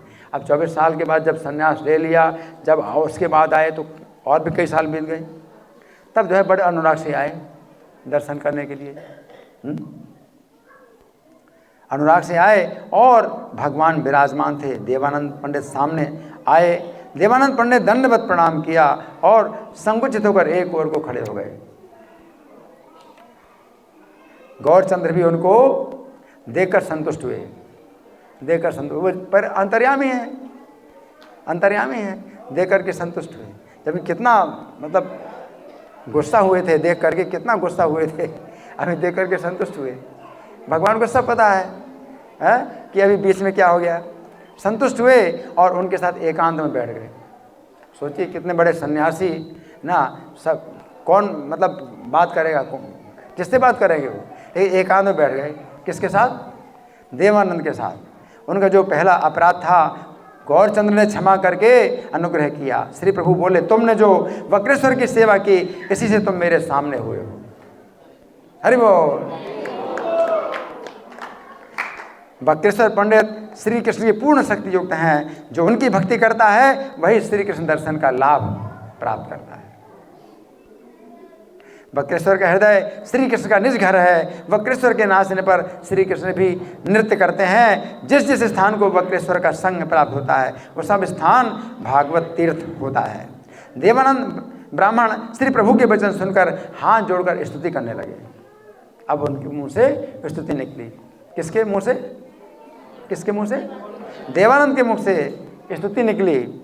हाँ, हे कृपामय, आप जगत उद्धार के लिए नवदीप में आकर प्रकट हुए। मैं पापी अपने दोष से आपको पहचान नहीं सका। आपकी परम आनंदमय लीलाओं से वंचित रहा। आपका स्वभाव तो सब जीवों पर दया करने का है। अब मैं आपसे यही मांगता हूँ कि आप में मेरा अनुराग हो जाए। बोला जगत उद्धार लागे तुम्हें कृपामय, नवदीप माजे आसी हैला उदय। मोहि पापी दैव दोषे तो माना जानी लू, तुम्हारे परमानंदे वंचित हैलू। सर्वभूत कृपालु ता तुम्हारे स्वभाव, ए मांगो तो माते हो के अनुराग। आपके चरणों में एक और निवेदन करता हूँ, उसका भी उपाय कृपा करके आप स्वयं बतावें। मैं तो सर्वज्ञ नहीं हूँ, परंतु सर्वज्ञों का ग्रंथ भी भागवत पढ़ाता हूँ। स्वयं मूर्ख हूँ, कैसे उसकी व्याख्या करूँ। अब पूछा, जीवन भर जो है भागवत पढ़ाते रहे और कोई काम नहीं किया। अब कहते हैं कैसे भागवत पढ़ाऊँ, मूर्ख हूँ। प्रभु मेरे लिए स्वयं आज्ञा कीजिए। गौरचंद्र भगवान उनके वाक्य सुनकर भागवत के ही प्रमाण कहने लगे। हे विप्र सुनो, भागवत किस प्रकार व्याख्या करो कि भक्ति के अतिरिक्त मुंह से कुछ मत कहना। कैसी व्याख्या करना भागवत की? कि भक्ति के अतिरिक्त कुछ नहीं कहना। जैसे प्रभुपाद के भक्ति वेदांत तात्पर्य है ना, तो भक्ति वेदांत तात्पर्य वही जो है पढ़ना है श्रीमद् भागवत के। हाँ, श्री भागवत के आदि मध्य और अंत में यही कहा है कि अक्षय विष्णु भक्ति ही नित्य सिद्ध है। अनंत ब्रह्मांडों में केवल विष्णु भक्ति ही सत्य है। महाप्रलय में भी उसकी पूर्ण शक्ति रहती है। श्री नारायण मोक्ष देकर भक्ति को छिपा लेते हैं।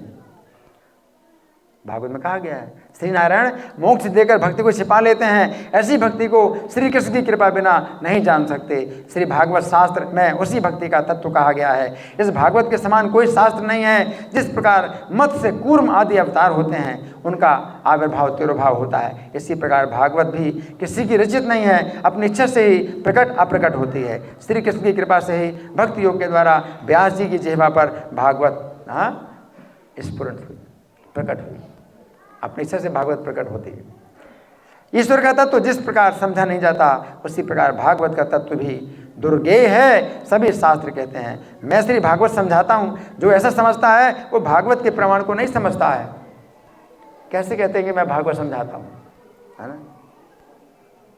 जो मूर्ख बनकर भागवत की शरण लेगा, ये तरीका है क्या? मूर्ख बनकर भागवत की शरण लेगा। जो मूर्ख बनकर भागवत की शरण लेगा उसी को श्रीमद् भागवत का दिव्य अर्थ दिखाई पड़ेगा। हरि बोल। मूर्ख बन करके आप जो है भागवत की शरण है। श्रीमद् भागवत प्रेममय है, श्री कृष्ण का शरीर है जिसमें श्री कृष्ण का समस्त गुप्त प्रेम वर्णन हुआ है। वेद व्यास जी ने वेद शास्त्र पुराणों की रचना की, परंतु चित्त में संतोष नहीं हुआ था। जिस समय श्रीमद् भागवत जीभ पर आई उसी क्षण चित्त खिल उठा। किनका चित्त खिल उठा? वेद व्यास जी का चित्त खिल उठा। ऐसे ग्रंथ को भी पढ़कर कोई कोई संकट में पड़ जाते हैं। सुनो, तुमसे निष्कपट होकर कहता हूँ, तुम सब प्रकार से भागवत के आदि मध्य अंत में एकमात्र भक्ति योग की व्याख्या करना, तब तुमसे और अपराध नहीं होगा। तब तुमसे और अपराध नहीं होगा और उसी क्षण चित्त में प्रसन्नता पाओगे। वैसे तो सब शास्त्रों में केवल कृष्ण भक्ति का ही वर्णन है, परंतु श्रीमद् भागवत में विशेष रूप से भक्ति रस का वर्णन है। कृष्ण भक्ति का अमृत सबको समझाओ, बस इसी प्रकार जाकर सबको श्रीमद् भागवत पढ़ाओ। हरि बोल। चले तो मेजा है अध्यापन कर गिया, कृष्ण भक्ति अमृत सभारे बोझाइया। देवानंद पंडित ने प्रभु के वाक्य सुनकर अपना बड़ा भाग्य माना। कितनी उम्र में है? कुछ है समझ में आया। बड़ा भाग्य माना और दंडवत प्रणाम किया। प्रभु के चरणों को शरीर व मन से ध्यान करके अनेक प्रणाम करके पंडित देवानंद वहां से चल दिए। तो कुछ चर्चा की हमने। हमारे पास अभी और समय है ना, तो बहुत सुंदर आज का जो है वर्णन हुआ और बहुत विशेष तिथि है, बहुत बड़ी शिक्षा प्राप्त होती है ना। तो आज 2 कथाएं हमने सुनी हैं, ठीक है। तब आप लोगों की ओर से कोई प्रश्न है, कोई चर्चा है, कोई मंथन? जी, हैंडमाइक चाहिए? कौन माता जी हैं? कौन है? आप हैं? इन माता जी तो यही सब। चलो ठीक है।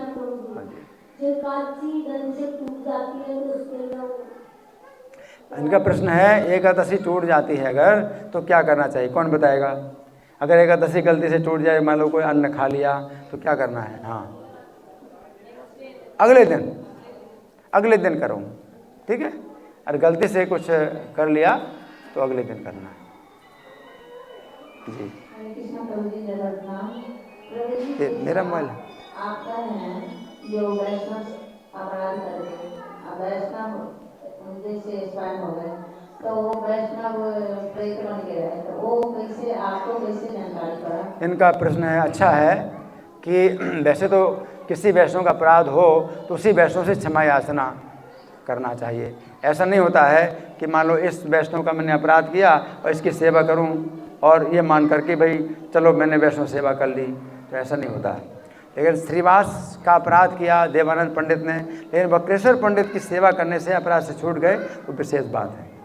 लेकिन ये हमेशा बता रहा हूँ, हमेशा ऐसा नहीं होता कि किसी भी वैष्णव का जो है अपराध करके दूसरे वैष्णव की सेवा करो तो हो जाए। लेकिन वक्रेश्वर पंडित की बात कुछ अलग ही है, इस तरह हो गया। नहीं तो उसी वैष्णव से आपको क्षमा मांगना पड़ेगा। लेकिन अब इनका प्रश्न है कि अगर शरीर छूट गया उसका, तो फिर कैसे होगा? उसकी विधि यही है कि आप उसका गुणगान करो। अगर आपने अपराध किया है तो विधि यही है कि आप उसका गुणगान करो और अपनी निंदा करो। आप सबके सामने अपनी निंदा करो कि मेरा बहुत बड़ा दोष था कि मैंने ये अपराध किया, ठीक है ना।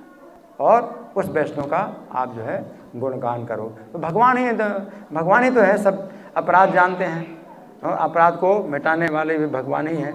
तो भगवान जो है मिटाते हैं। लेकिन हमारी भावना जो है अगर शुद्ध होगी तो फिर जो है जिस मुख से आपने निंदा की या कुछ अपराध किया किसी प्रकार का, तो उसका गुणगान करो, ठीक है ना। ठीक है माता जी। हैं? एक सवाल आ रहा है, जैसे विष्णु भगवान है बहुत तेज है। विष्णु भगवान बहुत तेज है। बहुत तेज हैं। हाँ, कितने सूर्य के गुना तेज हैं उनको में। तो फिर भगवान कृष्ण जो है तो उनसे तो बड़े हैं नहीं कृष्ण भगवान, विष्णु से तो बड़े हैं कृष्ण भगवान। खैर आज का विषय नहीं है। इनका प्रश्न ये है कि भगवान विष्णु में तो बहुत तेज है। देखिए, श्री कृष्ण ही जो है विष्णु रूप में वैकुंठ में निवास करते हैं। श्री कृष्ण आदि पुरुष, गोविंदम आदि पुरुषम तमहम भजामि। गोलोक धाम में वो भगवान जो है मनुष्य रूप में रहते हैं, 2 भुजाओं के रूप में बंसी धारण करते हैं। वे भगवान गौओं का पालन करते हैं, गोलोक धाम में है, वो सर्वोच्च स्थान है और उन्हीं का ही विस्तार है विष्णु जो वैकुंठ में रहते हैं। तो कोई अंतर नहीं है, विष्णु जी वैकुंठ में रहते हैं तो ये इसी प्रकार से है जैसे कि आप भी जो है मान लो अपने ऑफिस में जाते हो तो अपना बॉस बन करके आप रहते हो, भाई सब लोग जो है आपके सामने जो है झुकेंगे, प्रणाम करेंगे और आपकी आज्ञा का पालन करेंगे ऑफिस में। और घर में जब आते हो तो लड़का है आपके जो है पीठ में चढ़ रहा है, आप उसको पीठ में चढ़ा करके चल रहे हैं। तो बच्चे हैं वो, तो घर में जो है वो ऐसे होता है। अब दोबारा नहीं कोई दूसरा प्रश्न कर सकता है। तो ये है, ले तो किसी का जो है अगर भगवान विष्णु के साथ अगर सेवा का संबंध है तो वैकुंठ में भी जाएंगे तो उसमें भी कोई मतलब कमी नहीं है। भगवान विष्णु में ऐसा नहीं तेज है, इतना तेज है हम उनके पास नहीं जा सकते, ऐसा कुछ नहीं है। भगवान विष्णु का भी दर्शन जो है बहुत आनंददायक है। तीनैव रूपेण चतुर्भुजेन सहस्त्र भाव बाहो भव विश्वमूर्ति। तो अर्जुन ने प्रार्थना की आप जो है चतुर्भुज रूप में आप दर्शन दीजिए। आप समझे ना? तो ऐसा नहीं है, भगवान विष्णु के दर्शन में भी बहुत सुख है, बहुत जो है आनंद है। वैकुंठ में भगवान विष्णु रहते हैं। किसी का स्वरूप अगर वैकुंठ में है तो वैकुंठ में जाएगा। ठीक है, और कोई प्रश्न किसी का? जी जय श्री कृष्ण। मुझे बस मैं जानना चाहता था कि अगर कोई व्यक्ति काफी सालों से एकादशी का व्रत कर रहा है, अगर कोई व्यक्ति काफी सालों से एकादशी का व्रत कर रहा है, काफी सालों से, और वो उद्यापन नहीं कर पा रहा है, उद्यापन नहीं कर पा रहा है, और इसी दौरान अगर वो दुनिया से चला जाए, उद्यापन देखिए पहली बात है एकादशी का उद्यापन नहीं किया जाता कभी। उद्यापन का तो मतलब है कि आगे से आप एकादशी नहीं करेंगे, तो ऐसा कुछ उद्यापन की विधि नहीं है। ना तो हम एकादशी के व्रत उस तरह से कर रहे हैं, एकादशी के व्रत की भी विधि हम पालन नहीं कर रहे हैं, ना उस उद्यापन की कोई बात है। कलयुग में केवल हरि नाम की ही विधि है और एकादशी को अन्न कभी नहीं खाना है। ये नहीं कि उद्यापन करो कि आगे से आप एकादशी में अन्न खाओगे, तो एकादशी को अन्न कभी भी नहीं खाना, इसमें बहुत बहुत दोष लगता है। ठीक है ना? मैंने सुना था कि एकादशी का उद्यापन जरूर करना चाहिए, उसके बाद आप व्रत कंटिन्यू करते। बिल्कुल गलत है। उद्यापन होता है एकादशी का, लेकिन वो एकादशी कोई विधि पालन करे तब।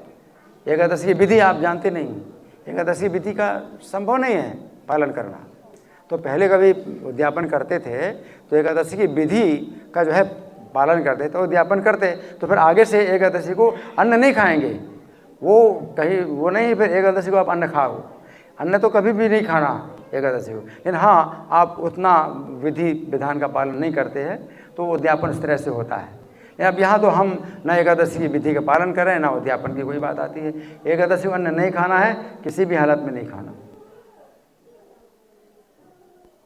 जी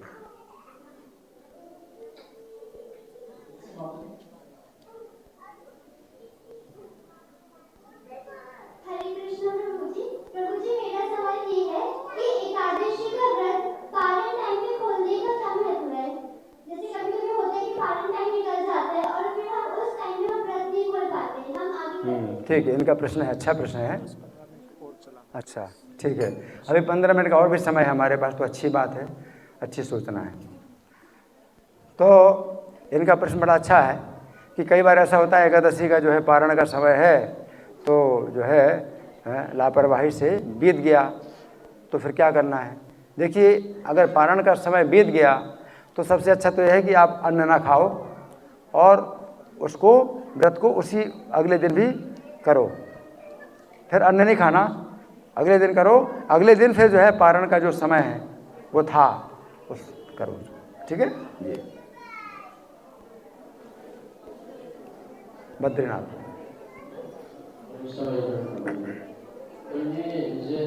देवानंद पंडित इतने भागवतों का क्लास देते थे, और नियमित रूप से भागवतम पढ़ते थे। तो भागवतम ऐसा ग्रंथ है कि जिसके स्पर्श से या सुनने से आदमी का परिवर्तन होता है, ये होता है, इसके बावजूद भी उसमें ऐसा भक्ति भावना उदित नहीं हुआ। तो इनका प्रश्न बड़ा अच्छा है, ये गहरी बातें हैं।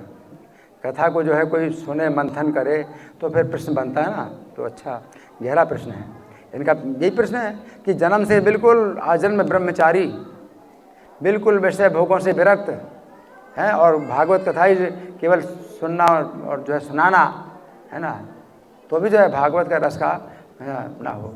तो मतलब कहने का ये है कि ऐसा भी हो सकता है, इसमें भी बड़ी रक्षा है, बड़ी रक्षा है कि भक्ति के रस फिर भी अगर उनको नहीं प्राप्त हुआ तो भगवान जो है ऐसी लीलाएं करते हैं, शिक्षा देने के लिए भगवान ऐसी लीलाएं करते हैं। तो इसका कई उत्तर होते हैं इसके। एक उत्तर तो ये भी है कि अर्जुन के मन में भी भगवान ने ही जो है ऐसा मोह उत्पन्न कर दिया, जिससे कि भगवान ने फिर गीता का जो तत्व समझाया है ना। तो अर्जुन तो हमेशा भगवान के साथ ही रहते हैं, उनके साथ सोना खाना उठना बैठना सब उनके साथ। इसलिए भगवान के कुतस्तु आकस्मलमिदं विस्मय समुपस्थितम्, कि कहाँ से तुम्हारे अंदर अज्ञान आया, जब मैं हूँ तुम्हारे सामने तो यह ज्ञान कहाँ से आया, सूर्य के सामने अंधकार कैसे आ गया। तो भगवान ऐसे अर्जुन को कहते हैं। तो कई बार जो है भगवान ऐसी लीलाएं करते हैं, अपने भक्तों के साथ ही करते हैं। और ये जो है जो देवानंद पंडित हैं, पिछले जन्म में नंद महाराज के सभा के जो है बड़े पंडित थे, है ना। तो कैसे हुआ, तो ये जो है भगवान की ये लीला है, और इसमें जो है हमें एक बहुत बड़ा जो है शिक्षा मिलती है, बहुत बड़ी शिक्षा मिलती है कि वैष्णव की संगति से जो है जो हमको मतलब लाभ होता है वो और किसी प्रकार से नहीं होता है। और भगवान ने उनके पर क्रोध किया, उनको जो है वचन से दंड दिया, बातों से दंड दिया, है ना। तो ये भगवान की जो है बहुत बड़ी कृपा है, इसको भी समझना चाहिए। और स्वयं भगवान इस प्रकार से दंड दें, हाँ। और हमें भी जो है कभी कोई वैष्णव अगर मतलब डांटे कि हम कोई अपराध कर रहे हैं, हमसे अपराध हो रहा है, तो हम जो है फिर उसमें क्या है दोष देखने लगते हैं कि भाई ये कोई तो बोल नहीं रहा है, ये क्यों बोल रहे हैं मुझे। कई बार ऐसे ही होता है, और तो कोई नहीं बोल रहा है, तुम क्यों बोल रहे हैं, है ना। तो ऐसी बातें आती हैं, तो उसमें ही दोष देख रहे हैं। तो इसमें हमें सोचना चाहिए कि भाई ये अगर बोल रहे हैं तो भगवान की विशेष कृपा है मेरे ऊपर कि वो भगवान जो है मतलब हमको सुधारना चाहते हैं, है ना। इस शिक्षा मिलती है ना। और वैष्णव के जो है मतलब संगति, वैष्णव की सेवा, है ना, वैष्णव के चरण की धूली, तो ये सब चीज़ें मतलब बड़ी जो है मतलब शक्तिशाली है, तो हमें शिक्षा प्राप्त होती है। ठीक है जी। और कोई प्रश्न जी।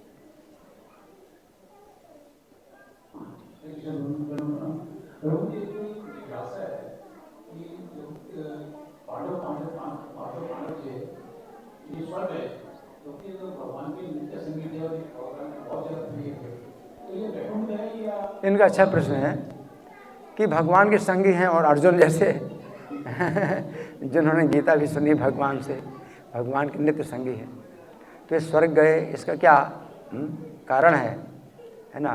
स्वर्ग की तो भगवान भी निंदा करते हैं, क्षीणे पुण्य मर्त्य लोकम विशंति, पुण्य क्षीण हो से मर्त्य लोक में आते हैं।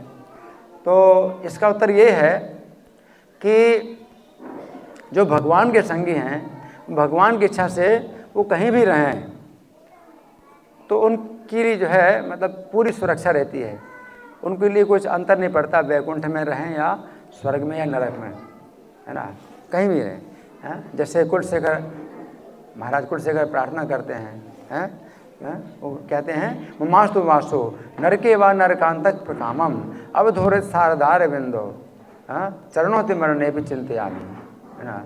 तो उसमें कहते हैं कि चाहे नरक में ऐसा है ममास्तु वासो नरके वा नरकांतक प्रकामम, हाँ। तो दिव्य वा भुवि वा, हाँ, दिव्य वा भुवि वा ममास्तु वासो, चाहे स्वर्ग में मेरा वास हो, चाहे पृथ्वी में मेरा वास हो, चाहे नरक में मेरा वास हो, मुझे कोई अंतर नहीं पड़ता। बस मेरी एकमात्र कामना यही है कि तुम्हारे चरणों का स्मरण मरण तक करता रहो, है ना, मरण काल तक चलता है ना। जैसे चैतन्य महाप्रभु शिक्षा में रोज़ हम बोलते भी हैं, मम जन्मनि जन्मनीश्वरे न धनम न जनम न सुंदरीम कविताम वा जगदीश कामये मम जन्मनि जन्मनीश्वरे भवतात भक्ति रहे तो की। तो आपके हेतु की भक्ति बनी रहे तो हमारे लिए कुछ अंतर नहीं पड़ता, वैकुंठ में जाएं चाहे स्वर्ग में, और चाहे पृथ्वी में, और चाहे नरक में। तो ऐसी स्थिति है, 5 पांडव स्वर्ग में गए तो इससे कुछ अंतर नहीं पड़ता उनके लिए। सशरीर तो युधिष्ठिर महाराज गए, शरीर के साथ तो युधिष्ठिर महाराज गए, लेकिन जो बाकी जो पांडव हैं वो शरीर छोड़ करके गए स्वर्ग में, लेकिन फिर वहाँ मतलब साथ में रहे। हाँ जी, हाँ। भगवान जब यहाँ पे होते हैं, लीला करते हैं, तो वहाँ से वो देवी देवता भी आते हैं या और भी सब में आते हैं, तो क्या उनकी एक्सपेंशन होती है या जैसे कि यमराज जी आए, कहते हैं महाभूमि देवता, क्या वो देवी देवता आए, क्या उनकी एक्सपेंशन होती है या? हाँ, इसको विचार करना पड़ेगा। जैसे यमराज के बारे में बताया गया कि मांडव मुनि के शाप से यमराज को 100 साल के शूद्र बनना पड़ा। तो विदुर जी के रूप में जो है उनका जन्म हुआ यमराज का। तो उसमें बताया गया है कि नरक में जो कार्य है मतलब बंद हो जाएगा। तो 100 साल के लिए जब तक यमराज वहाँ पर नहीं है तो अरिमा जो पितरों के राजा हैं अरिमा वो उनका कार्य कर रहे थे। तो ऐसा भी है ना। लेकिन वैसे और भी कई स्थानों पर आता है कि देवता लोग भी मतलब हाँ जन्म लेते हैं। यदुवंश में देवता लोग भी जन्म लेते हैं, देवियाँ भी जन्म लेती हैं। अदिति माता हैं तो वो जो है देवकी के रूप में जन्म लिया। तो देवकी के रूप में अदिति माता ने जन्म लिया तो देवकी अदिति माता ही हैं।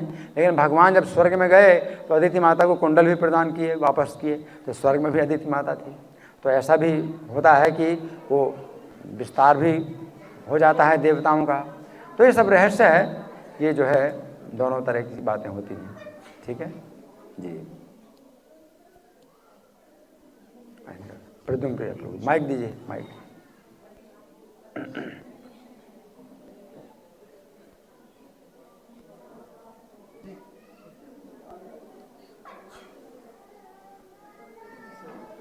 आपकी पुस्तक में भी लिखा है श्री भगवान ने कहा कि युधिष्ठिर महाराज जब स्वर्ग जाते हैं तो वो जो है किसी को कुछ भी देख के उनको कुछ प्रसन्नता नहीं होती वहाँ पे, और वो कहते हैं मेरे महात्मा भाई के बिना मुझे यहाँ पे कुछ भी अच्छा नहीं लग रहा है, अगर वो यहाँ पे होंगे तभी मैं यहाँ रह सकता हूँ।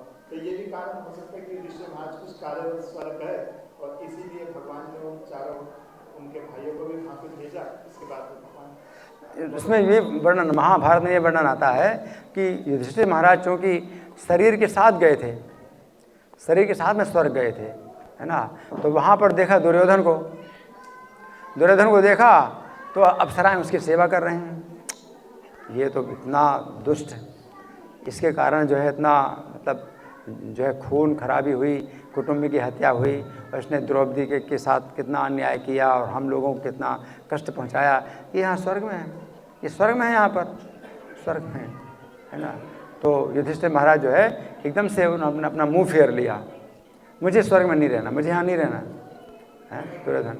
तो नारद जी समझाते हैं कि अब आप जो है यहाँ स्वर्ग में अब वो बातें आप छोड़ दीजिए, क्योंकि दुर्योधन को जो है युद्ध में जो वीर गति प्राप्त हुई उसने अपनी पीठ नहीं दिखाई है और सामने से ही मतलब वो उसने प्राण त्यागे युद्ध में। इस कारण से उसको जो है स्वर्ग में, अब यहाँ स्वर्ग में जो है अब वो भाव अब नहीं रहा। और नारद जी कहते हैं अब आप जो है इस सरोवर में स्नान करो तो आपका जो है वो मर्त्य भाव जो है आपका दूर हो जाएगा, अपनी पहचान उस शरीर में अब आपकी नहीं रहेगी। तो युधिष्ठिर महाराज को एक विशेष सरोवर स्नान कराते हैं। लेकिन जो बाकी पांडव हैं तो वो जो है शरीर छोड़ करके जाते हैं तो उनको तो मतलब दूसरा शरीर प्राप्त होता है स्वर्ग का। तो इस प्रकार से वो तो उस चेतना में हैं। लेकिन युधिष्ठिर महाराज की चेतना वही थी जो मतलब पृथ्वी में जैसे थे।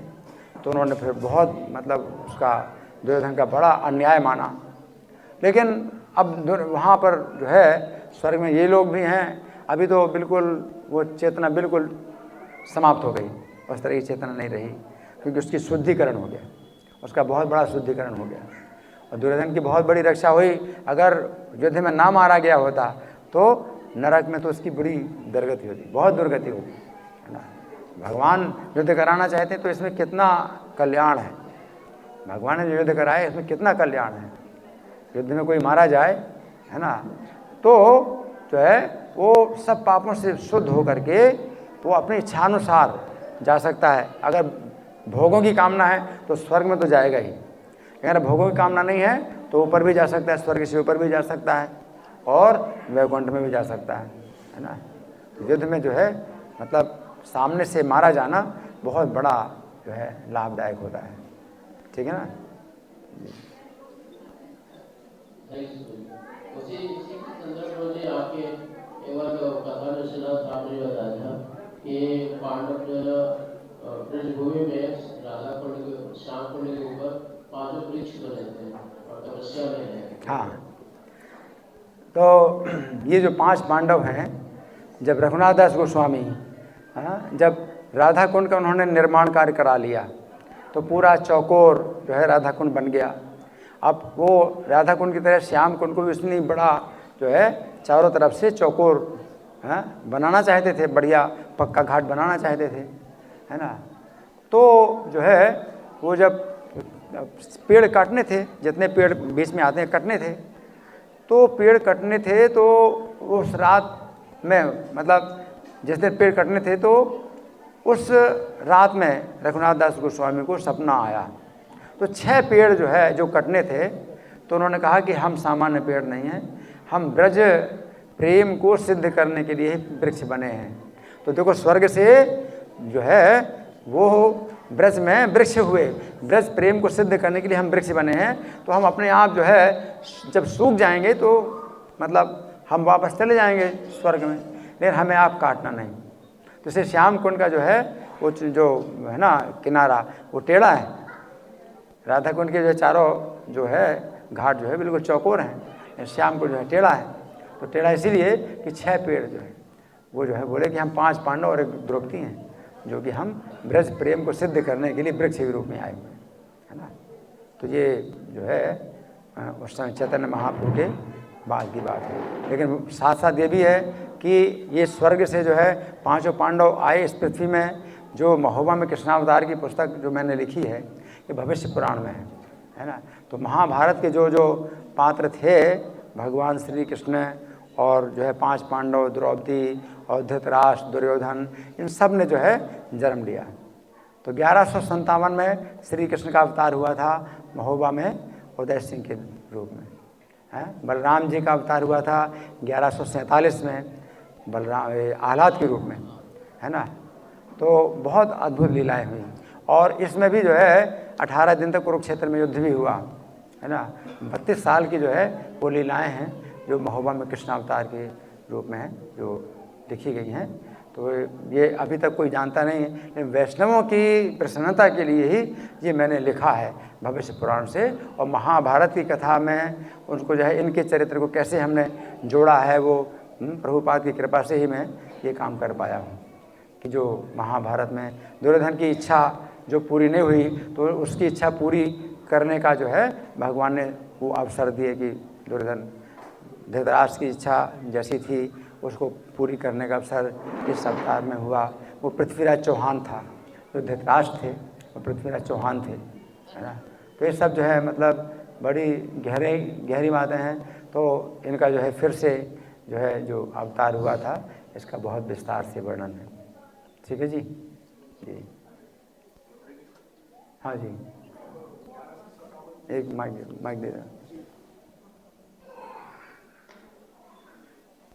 हरे कृष्ण। वो 1157 मतलब कौन सा सभी के 1157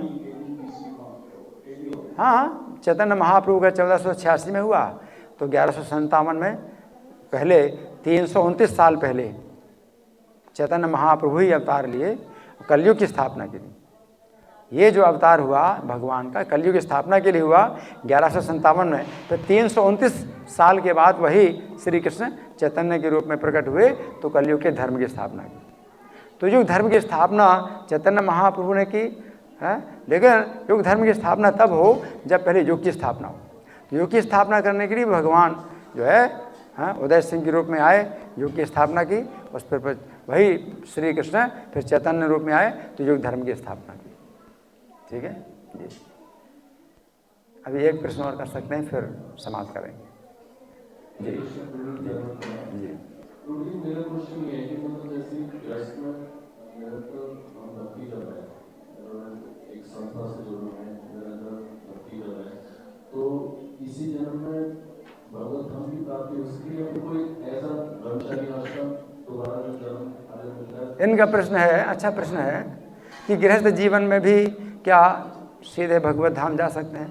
भगवान तो गीता में कहते हैं, क्या कहते हैं, माम हे पार्थ व्यपाश्रित्य ये पिशु पापियो ने हा स्त्रियों वैश्या तथा शूद्रास ते पियांति पराम गतिम, है ना।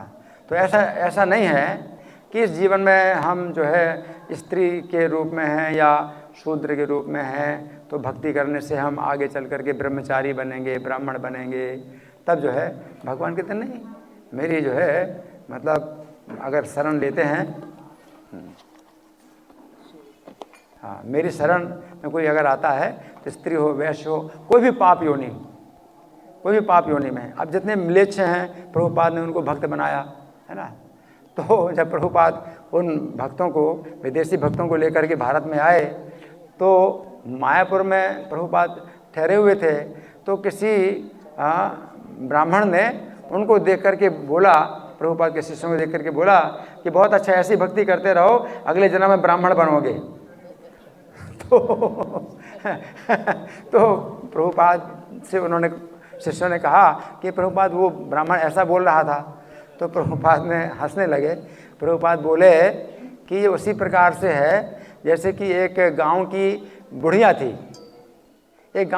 थी, तो उसका जो लड़का था तो वो जो है बहुत बड़ा जो है पुलिस का ऑफिसर बन गया, है ना। तो वो जो है जब अपनी माता के जो है पैर को छूता है तो वो कहती है कि बेटा तुम आगे चल करके हवलदार बन जाओ। तो उसकी समझ में वही है कि भाई बहुत बड़ी चीज़ है हवलदार बनना, वो तो बहुत बड़ा ऑफिसर बन गया पुलिस का। तो उसी प्रकार से वो बोलते हैं ये आगे चल करके जो है वो ब्राह्मण बनोगे। ऐसा नहीं है, वैष्णव तो बहुत ऊंची स्थिति है और कोई व्यक्ति वैष्णव बन सकता है ना, कोई व्यक्ति वैष्णव बन सकता है। तो प्रभुपाद के संपर्क में जो आए भक्त, है ना, तो इस जीवन में उन्होंने अपराध नहीं किया। हम नाम के अपराध से अगर बचें, नाम के 10 अपराध रोज़ बोलिए, मैं तो हमें सबको बोलता हूँ और हर समय बोलता हूँ, हर जगह और हर व्यक्ति को यही बोलता हूँ कि नाम के 10 अपराध रोज़ बोलो। नाम के 10 अपराधों से अगर बच गए तो जो है नाम की शक्ति से आपकी रक्षा हो जाएगी। नाम के 10 अपराध रोज बोलना चाहिए। ठीक है, धन्यवाद।